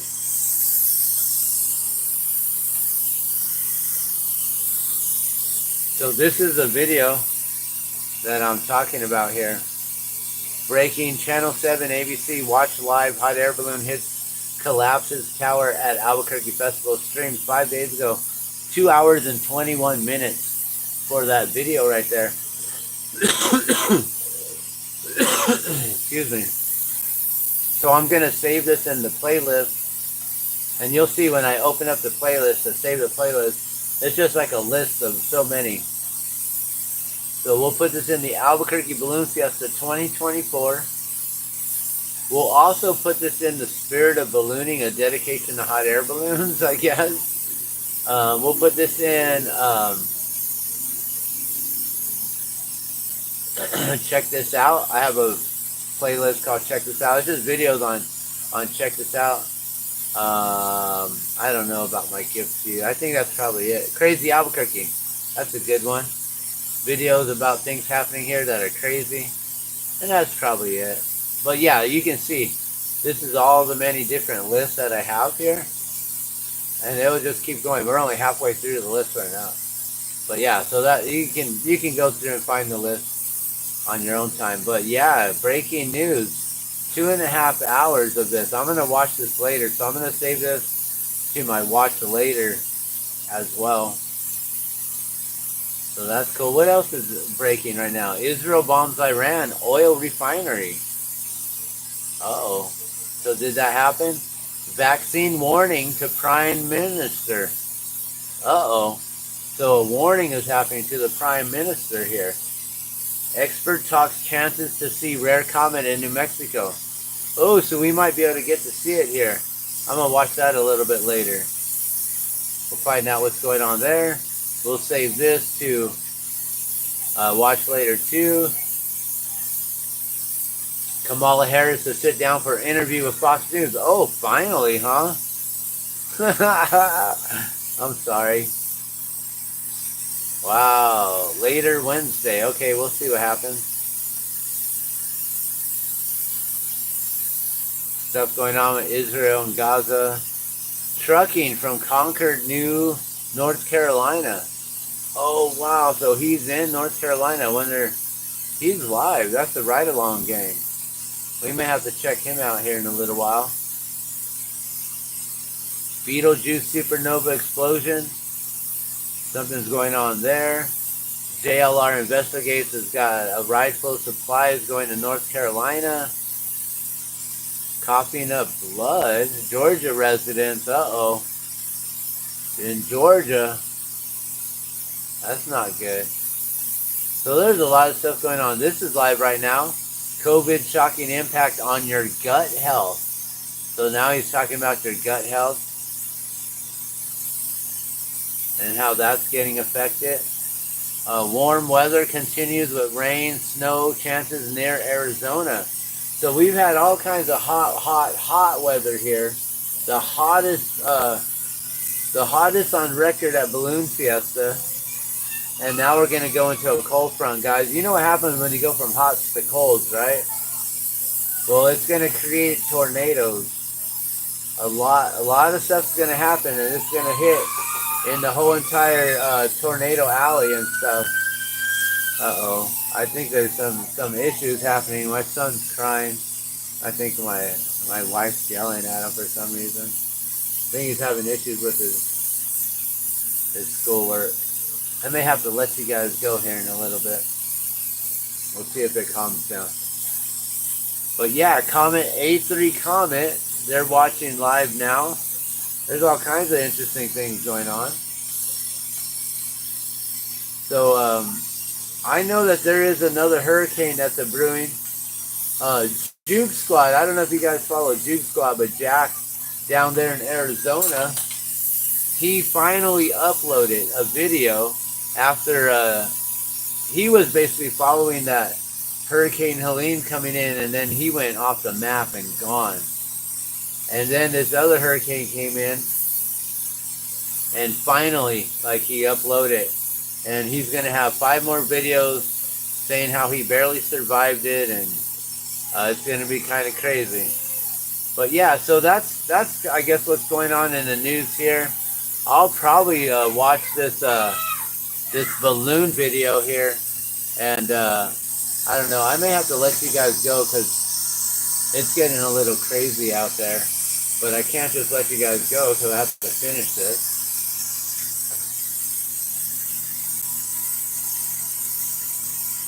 But I'm gonna have to calm down the situation out there. Make sure my son's okay. Make sure my wife's okay. I snuck in a refilled in because I'm a good secretary. Oh yeah. Wait, you refilled what? You snuck in and refilled what? Because you were talking about water and such. Oh yeah. We all have the water you want. We have all the water you want. Oh, out there, yeah. So all that water though is non-drinkable. All that water is flood water, which has been contaminated by sewage. You know, and that's the worst thing is that all that water now is completely useless until it can go through the natural cycle, right? Of being evaporated up into the sky, turn into clouds, turn into rain, and then voila, back to clean drinking water again. And that's the thing is that we've had the same water on the planet for as long as we've been on the planet, right? Or as long as the planet's been here. Oh, it's Scooby Roo leaving. Have to take off for work. I will see you all tonight. Take care and hugs to all.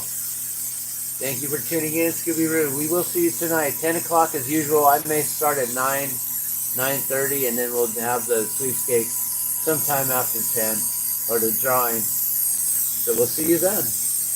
Thanks for tuning in. Have a good day at work. This is me. This is my work right here. I'm working. You guys are basically at my job watching me. I'm just talking away, shooting the shit. So yeah, all that water is completely useless. It is the water that we want, that we need.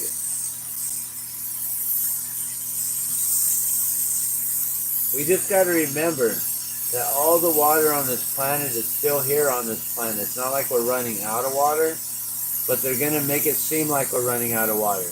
They've been creating drought-like scenarios for a really long time, even though we have plenty of water everywhere. This proves it, right? We have plenty of water on this planet. But there are weather manipulators. They've been talking about how they control the weather for years. They talk about it in TV shows and movies and all kinds of stuff, even cartoons. But if you don't believe it, then, well, that's a whole nother thing. But it's real, it's true, it's happening. Weather manipulation is now becoming something to where they can make money off of it. They can create disasters and then bring in the disaster relief, which then generates the funding. Do you know how much funding FEMA is getting right now? Because I don't. But I'm sure they're restocking their wallets fat right now, right? And they're trying to confiscate all the supplies coming in and everything going on. It's getting crazy. And then militias are also forming. I don't know if that's true. I don't know if you're hearing about that. Did you? Okay, so you're from out there prospecting.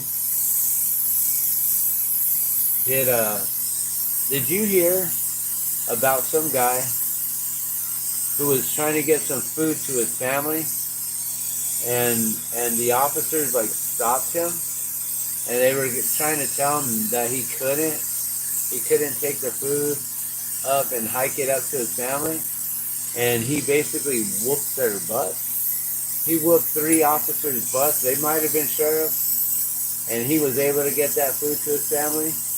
There's all kinds of people talking about this on different streams and different channels and profiles and stuff. And I'm just wondering, have you heard about this out there yet? Because that's getting crazy. When the officers are getting whooped because they're trying to stop people from bringing supplies to their family. Whatever happened to protect and serve? Now the only thing they're protecting is the wallet for the stockholders in whatever it is right now, right? So they're protecting policies, policing policies, and not worrying about the people. And that's scary, what's going on out there. But water is life, and sometimes water is strife. And I've been saying that for a really long time. I've also been saying that I hope that you know how to swim because the great floods are coming. I even have a playlist called The Great Floods. And it's following all the different tsunamis and all the different weather anomalies that have been occurring for, I don't know, for a really long time now. I don't know what's the oldest video in that, but I do have that playlist up called The Great Floods. And it's got all kinds of videos showing like when we've had floods in all kinds of different regions of the world. I remember long ago, what was it? The Philippines got hit, or Indonesia also got hit, right? Before Fukushima and everything that happened over there, right? You don't believe it's true? We take care of each other here in this area. Well, and that's what I've just heard. I've heard also about some black helicopters coming in after the people wouldn't allow the food to go into the hands of FEMA. I guess FEMA is trying to come in and claim it so they can disperse it properly, I guess, through their channels of authority. So then they can catalog and inventory everything and then get it out to where they deem as fit. So they're taking these, confiscating donations is what people are posting up. And that's the thing, is like, is it happening? Is it not happening? And then the thing is like, where are you? Are you actually in the depths of it, or are you on the outskirts of it? Because this is happening like in the midst of it all, where no one can get in and out at this point. It's all through helicopters. All the bridges have been busted and broke down. There is no in and out. The only way in is by helicopter, is what I understand. But like I said, I'm not there, so I don't know.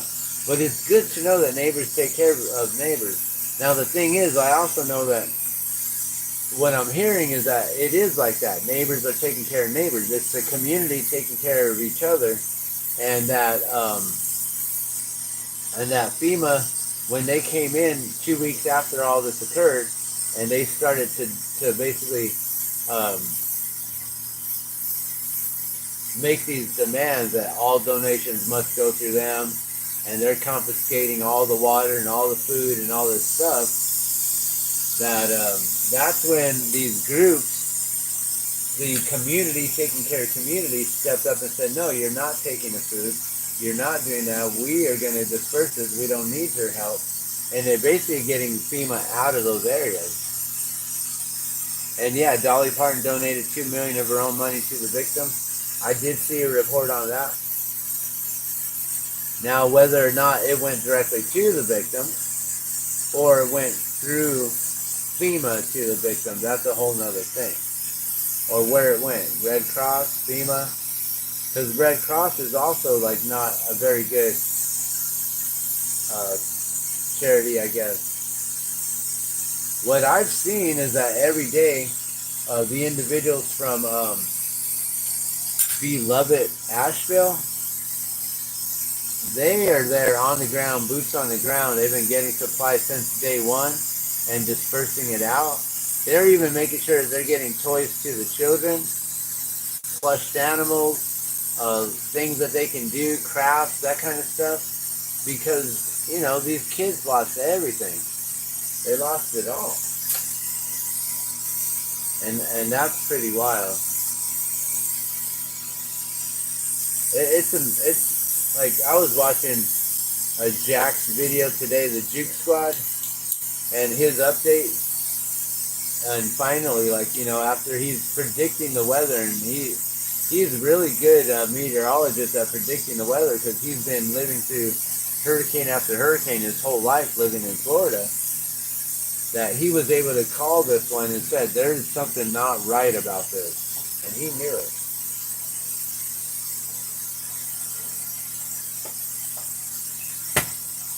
But then to see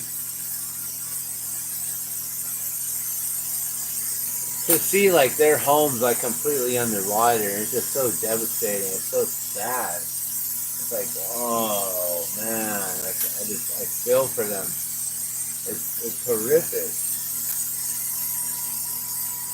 And like, I don't know what you've gone through. I don't know if you actually got hit by any of this, and if you're dealing with this prospecting. But you're welcome to share your experience here. Or if you didn't get hit, are you going in and checking out? Like, can you get in? Can you get to Asheville? Or are you not close enough? I don't know. Like, for me, like, if someone asked me, like, hey, can you get to Rio Rancho? I'd be like, oh, yeah, it'll take a while. It's not that far from here, but I'll be there by tomorrow, and we'll see what I can update in the next few days. I have to walk there, walk back.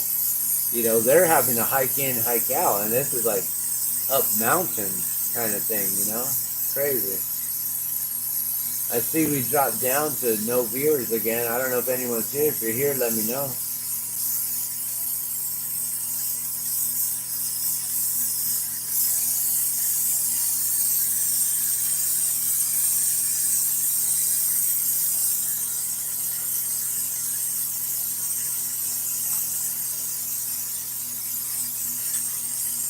Well, I guess no one's here anymore.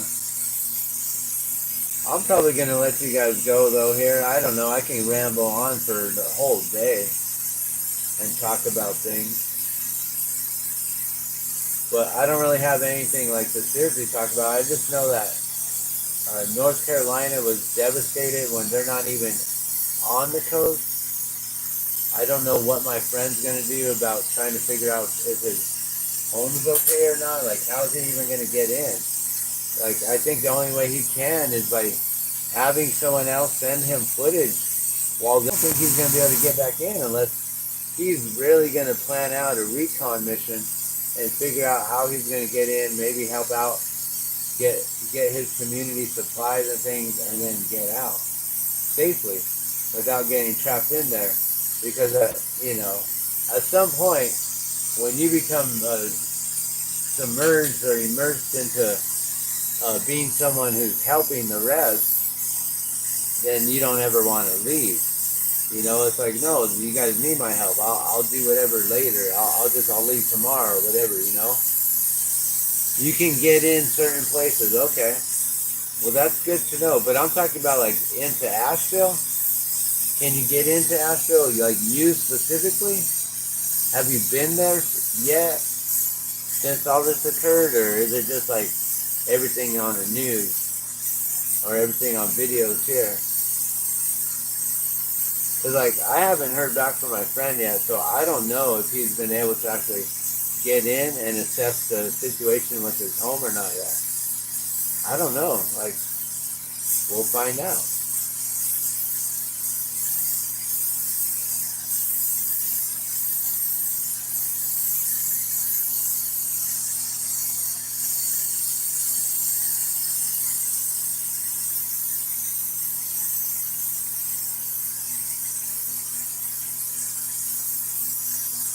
Alright, well, I'm going to probably take a break here after this one. Maybe get me some lunch. I'm going to let you guys go. If anything, I do want to just send out my prayers to everyone who's been affected. I know that this is like some really, really trying time. And I know that the only way that we can really get through this is through the positive vibrations, those positive intentions, helping one another out. It's all about who and what you choose to serve. And if you decide to serve your community by helping each other, helping out, that's going to be very beneficial for all. 92 missing, man. That's horrific. You know, I don't know if you've lost anyone. And I'm sorry if you have. I'm grateful that my friend, you know, how did he just randomly just have the fall break, right? And decide, oh, let's go on a short little vacation at Oak Island. Is that what it is? And he went out there for just a weekend, got an Airbnb, him, his wife, and his dogs. I think they got two little dogs. And then he watches on the news that his whole town gets devastated and flooded. And then when I called him, it was like, I think on the third or the fourth day later, and I was asking him how he was doing and if he got hit and affected by this. Whereas he told me, you know, he wasn't even there, but now he doesn't know if he can get back. That he's heard his house is okay. But that's different. Like, just because you see someone's house standing, like, that might not mean it's okay in his eyes. Like, his eyes might be like, oh, well, did it sustain any flooding? You know, the carpeting, the walls. Is it going to be any mold? You know, like all those kind of things you got to deal with. It's ridiculous. So, I don't know.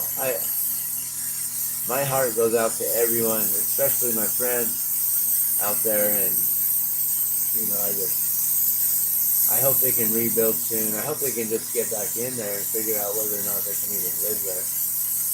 For $750 or 950 or whatever that FEMA's offering, I wonder if that's in a little clause stating that they're taking over your property and your land. I don't know.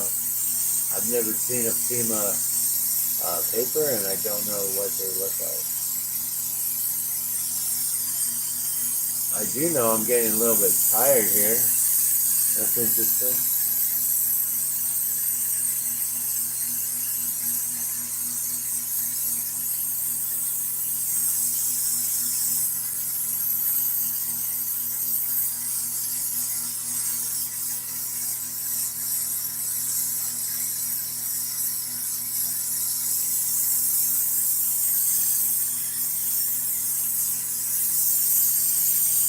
All right, we'll do one more balloon here. And then we're going to call this a day. Your weekend cabin got washed away. Oh, Taylor's Valley, is that like right along the river? I've seen so many homes that were just gone. There's a channel that I was watching, it's completely gone. Oh, and then I think it's in Virginia, there is one of our suppliers called Mountain Glass, Mountain Art Glass, and man, their whole studio is just fucking just completely mud and devastated. I can't even imagine. Like, what? Thankfully, they have a second location in Eugene, Oregon, so they're not completely out of business. So I'm hoping that very soon, when I can afford it, that I can order some glass from them so I can just help out, you know. There's a little bit of glass that I need. I don't really need a whole case of glass, but I might as well just to help them. And I'll just sit on the case of glass for a while.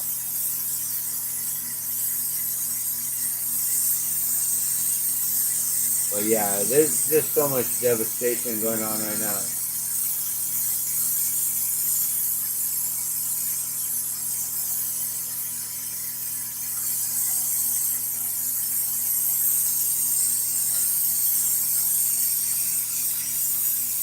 Okay, only 4 more. Here we go. 1,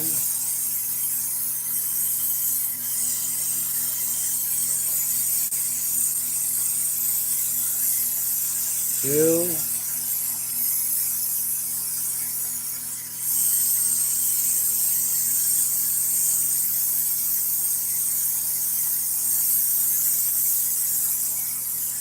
3,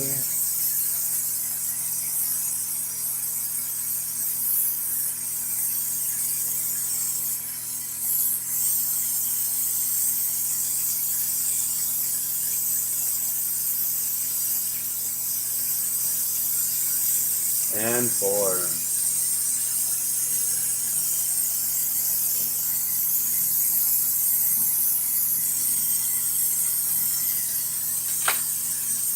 All right.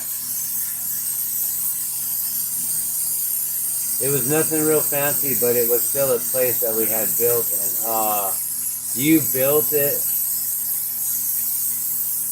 It was like what, a 10 by 10, a 10 by 20, 20 by 20 kind of thing. Man, that sucks. What's going on, Knuckle? I see you're here, Knuckle busting it. How's it going? How you doing? Damascus. I don't know. I might have an invoice here. I could maybe check, or I could look it up. Mountain glass. Hold on. Let me finish this up. I'm all looking around like you can't look around while you're blowing glass, man. Blowing glass, man.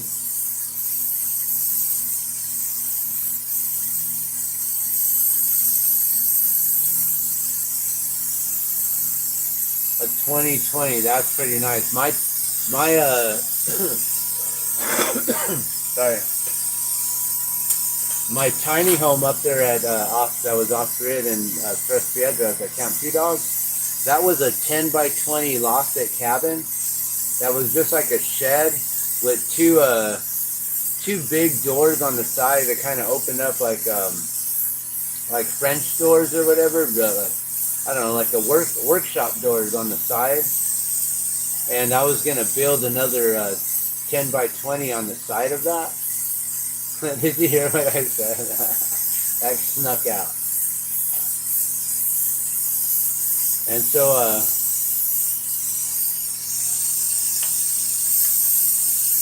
I was going to build another 10 by 20 on it, and it was going to be a 20 by 20, which is a very comfortable little thing, you know, not too big, but decent, right? You could sleep several people in there. You could probably fit 10 in there if you had the beds set up and bunk beds and stuff, or everyone get way cozy.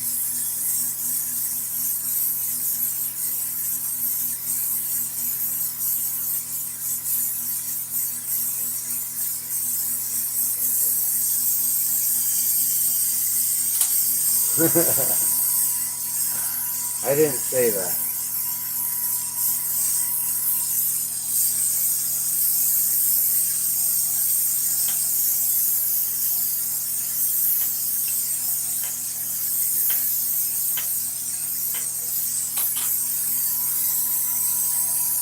All right, so we're gonna have another one of these. Maybe I'll add one of these into the mix as well, so we'll have some extra prizes for tonight.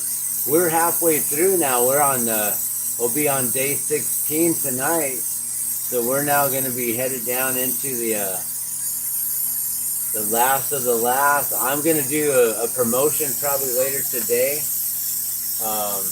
to just see if we can get any more participants. I can't believe that. You know, I promote and share this on Facebook to like 1,000 different, well, probably not 1,000 different groups, but to like thousands of people in these different YouTube groups specifically made for YouTube, so you can get watchers and things, and ain't no one coming in to easily just win prizes. And you guys are like over here just like, oh, I get to win a third prize, a fourth prize, a fifth, a sixth. Heck yeah. Keep them coming, Glass Man.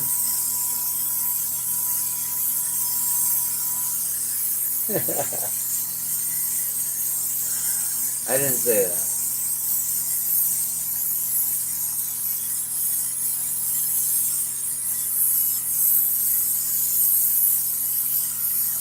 So yeah.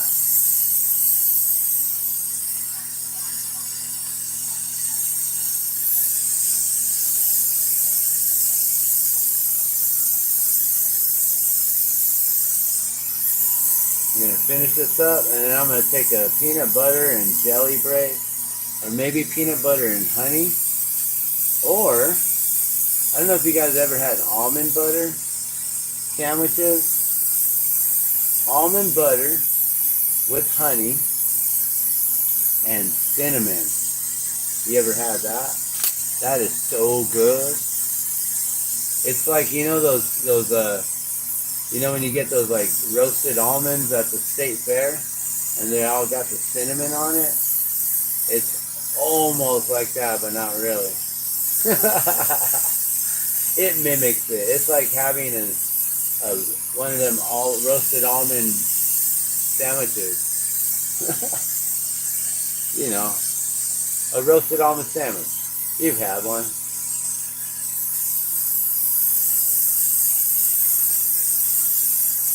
No, but they're really good.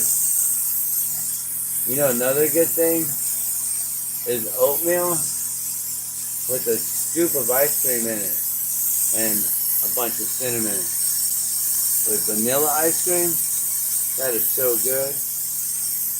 Even just vanilla ice cream with cinnamon on it. I love that. I don't know. There's something about vanilla and cinnamon ice cream. I really do like that.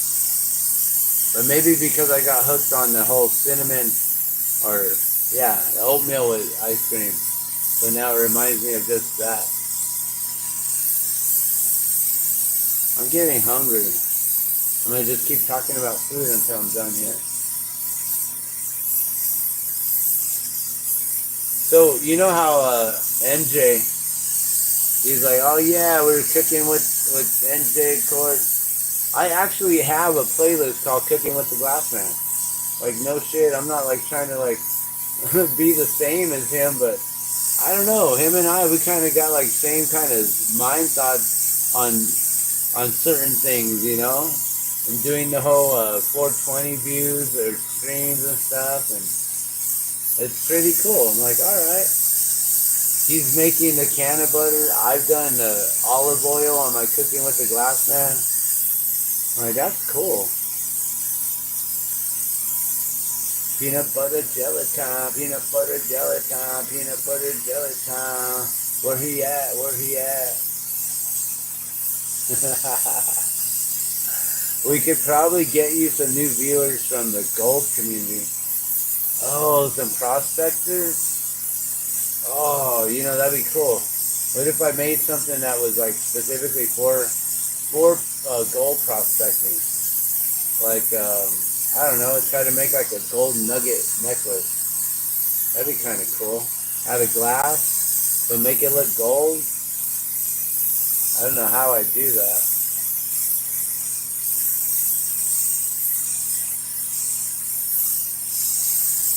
We just paint it.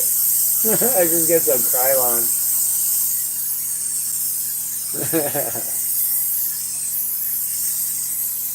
I can fume with gold. I actually have gold and I have silver that I melt and evaporate into the glass. That's one thing that I do that you probably like, no. Ah. Yeah, we evaporate metals into the glass. That's how you make color changing pipes. That's how you get them to go from like clear glass to when you get that black resin on the back of it. All it needs is a black background. If you spray painted the inside of a brand new pipe that's color changed and you spray paint it black, it'll look like what the color change will look like.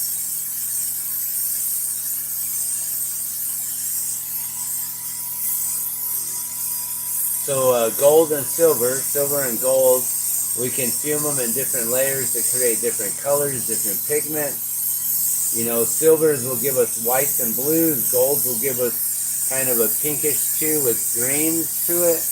And then when you mix them, you'll get like teals and purples with the gold and the silver. And then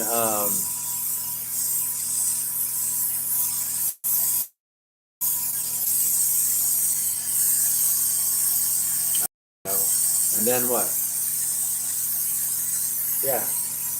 And then gold's expensive and silver is expensive and the price keeps going up. Gold, when I first started blowing glass back in 1995, the price of gold, let's see, do you know what the price of gold was prospecting back in 1995? And the price of silver by the ounce? Would you imagine that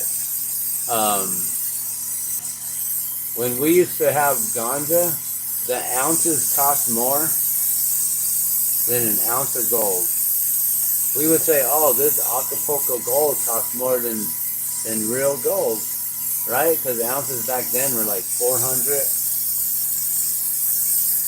and gold was only like 320.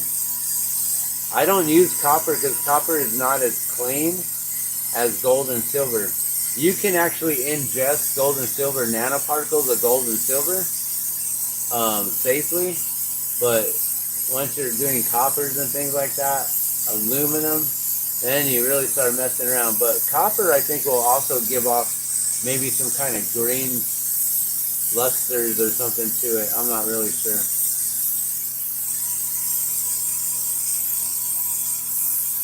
But then there could be a lot of glass that they probably put copper in it, and then that's how they get the color pigment.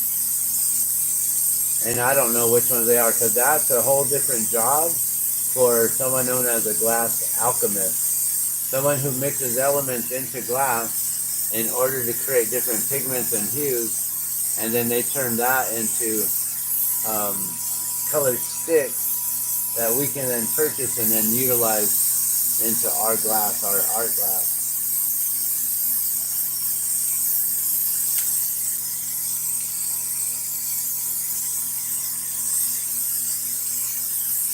Evaporated gold in glass, so it doesn't look like gold. That's the thing. You might think, oh, it looks like it's flakes, gold flakes. No, you can't even tell it was gold.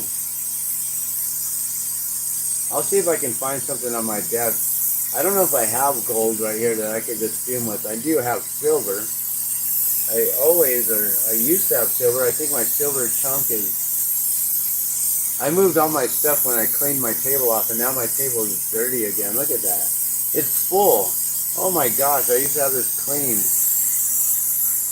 What did you guys do? You made me get all balloony over here with you, and then I got all these colors out. Now we're making glass every day, non-stop, like it's crazy. Gold in 1995 was $3.70 an ounce. Silver was $6.50. I remember it being $3.20 and dropping as low as $2.80 on some days. And silver was $5. And I was getting, and that was also from, and maybe that was 96, 97. Maybe 95 it was higher, and then it dropped down in the market for a little while. But I remember it was like $3.20 and dropping down into $2.80. And silver was like $5, $5.25, $5.50. And we would get a silver dollar for like $5 and some change. And that silver dollar, so a $5 coin of silver, would last us at that time for years. When we would just take a little tiny chunk, which, like a, I don't know, millimeter by millimeter chunk of metal, and using that for different occasions for many applications, or you just evaporate it off onto the glass. You use a little tiny chunk like that, and you can do several pieces, and then that piece will last you for a really, really long time.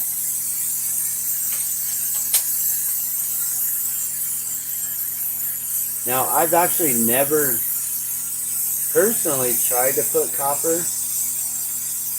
into glass or chunks of silver or gold. Like, besides when I pick up my little tiny pieces of silver or gold, that's the only time I've ever really tried to put metal into glass like that.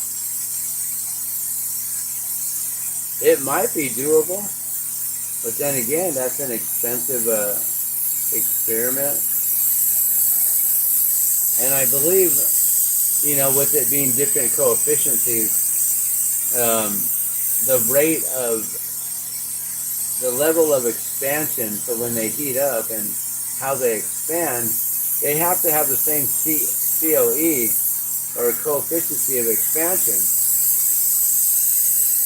And if they don't expand at the same rate, like you can't mix soft glass with borosilicate glass, which is what I'm using. And so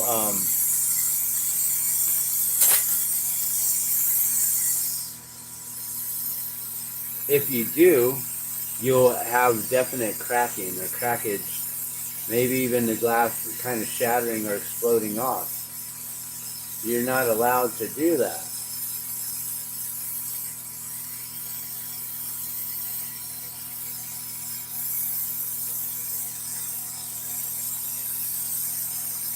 Oh, all right, this is the last one here.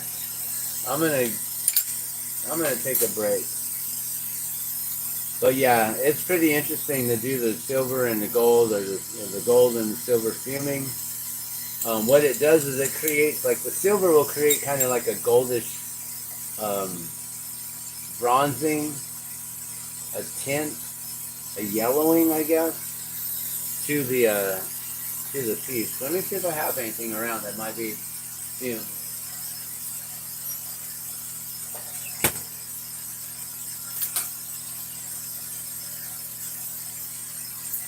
All right, let me look around here. I'm gonna turn this off. Anything fumed, and let me see if I can even find my chunk. Oh look, here's some gold. Here's some silver.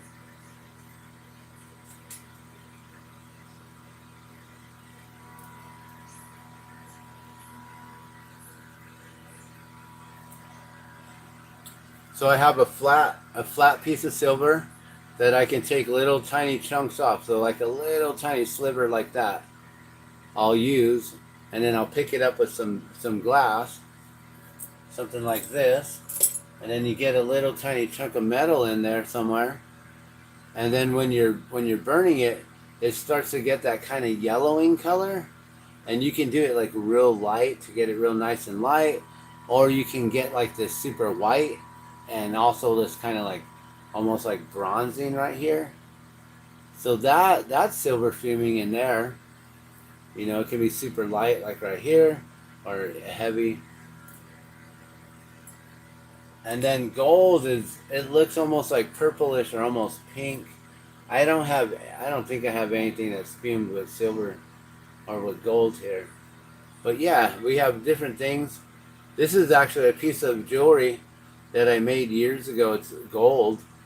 It's actual gold that I made. I used to be a jeweler, and so when I was working in on different things, sizing rings, setting stones, stuff like that, we'd have to take out chunks of a ring. Maybe it was too big, and it needed to be downsized to fit the wife or fit whoever it was. And when you take out that chunk, you have a little piece right there, and those pieces you accumulate. So if it's 24K, you mix it with 24K. If it's 14K, you mix it with 14K. And so yeah, I actually made this bar of gold and turned it into a rounded bar, and then I turned it into a piece of jewelry. This actually used to be, my nipples are pierced, and this used to be in my nipple with a garnet. Pretty fancy. Pretty fancy. Gold and garnet. And now what do I got? I don't think I have gold. I still have the stainless with amber beads. All right, so I'm gonna go get me some more tea. I'm gonna have some lunch. We're gonna let this kiln get up to temperature here, and yeah, we'll be back later on this evening around 10 o'clock. We'll do the spin the wheel giveaway. Um, we'll add some of the pieces in here, probably one of those balloons, and yeah, that's about it. Anything else you have questions on before I go? Or anything that I was starting to talk about that I didn't finish? I know we were talking about the Norwex and the water protection and the drop of water and all that. I think I finished up that whole story and got around to it. Talked about the Camp 2 dogs and stuff. We talked a little bit about what's going on in Florida and North Carolina and Virginia, and where Brewers prospecting is and how that's affecting everyone there. Um, this is yours. This can no longer be in the pile, so I'll have to make sure that now is set aside for you to go with any other prizes that you may have won already. I need to check all of my videos now and start writing a list of everyone and making sure I put the prizes next to your names for all the winners. And that's about it. Any questions before I go?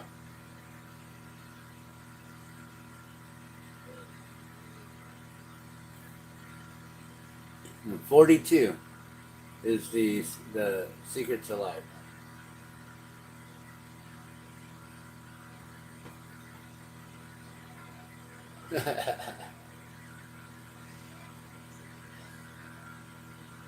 All right, no questions.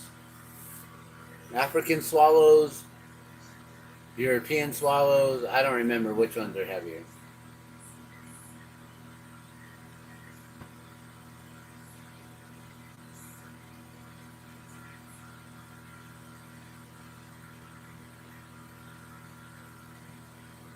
All right, well, no questions. I'll see you guys soon. We'll see you tonight for the spin the wheel, sweepstakes, winner, drawing, whatever we call it. I'm going to go charge up my phone and be ready. All right, see you then. Laters.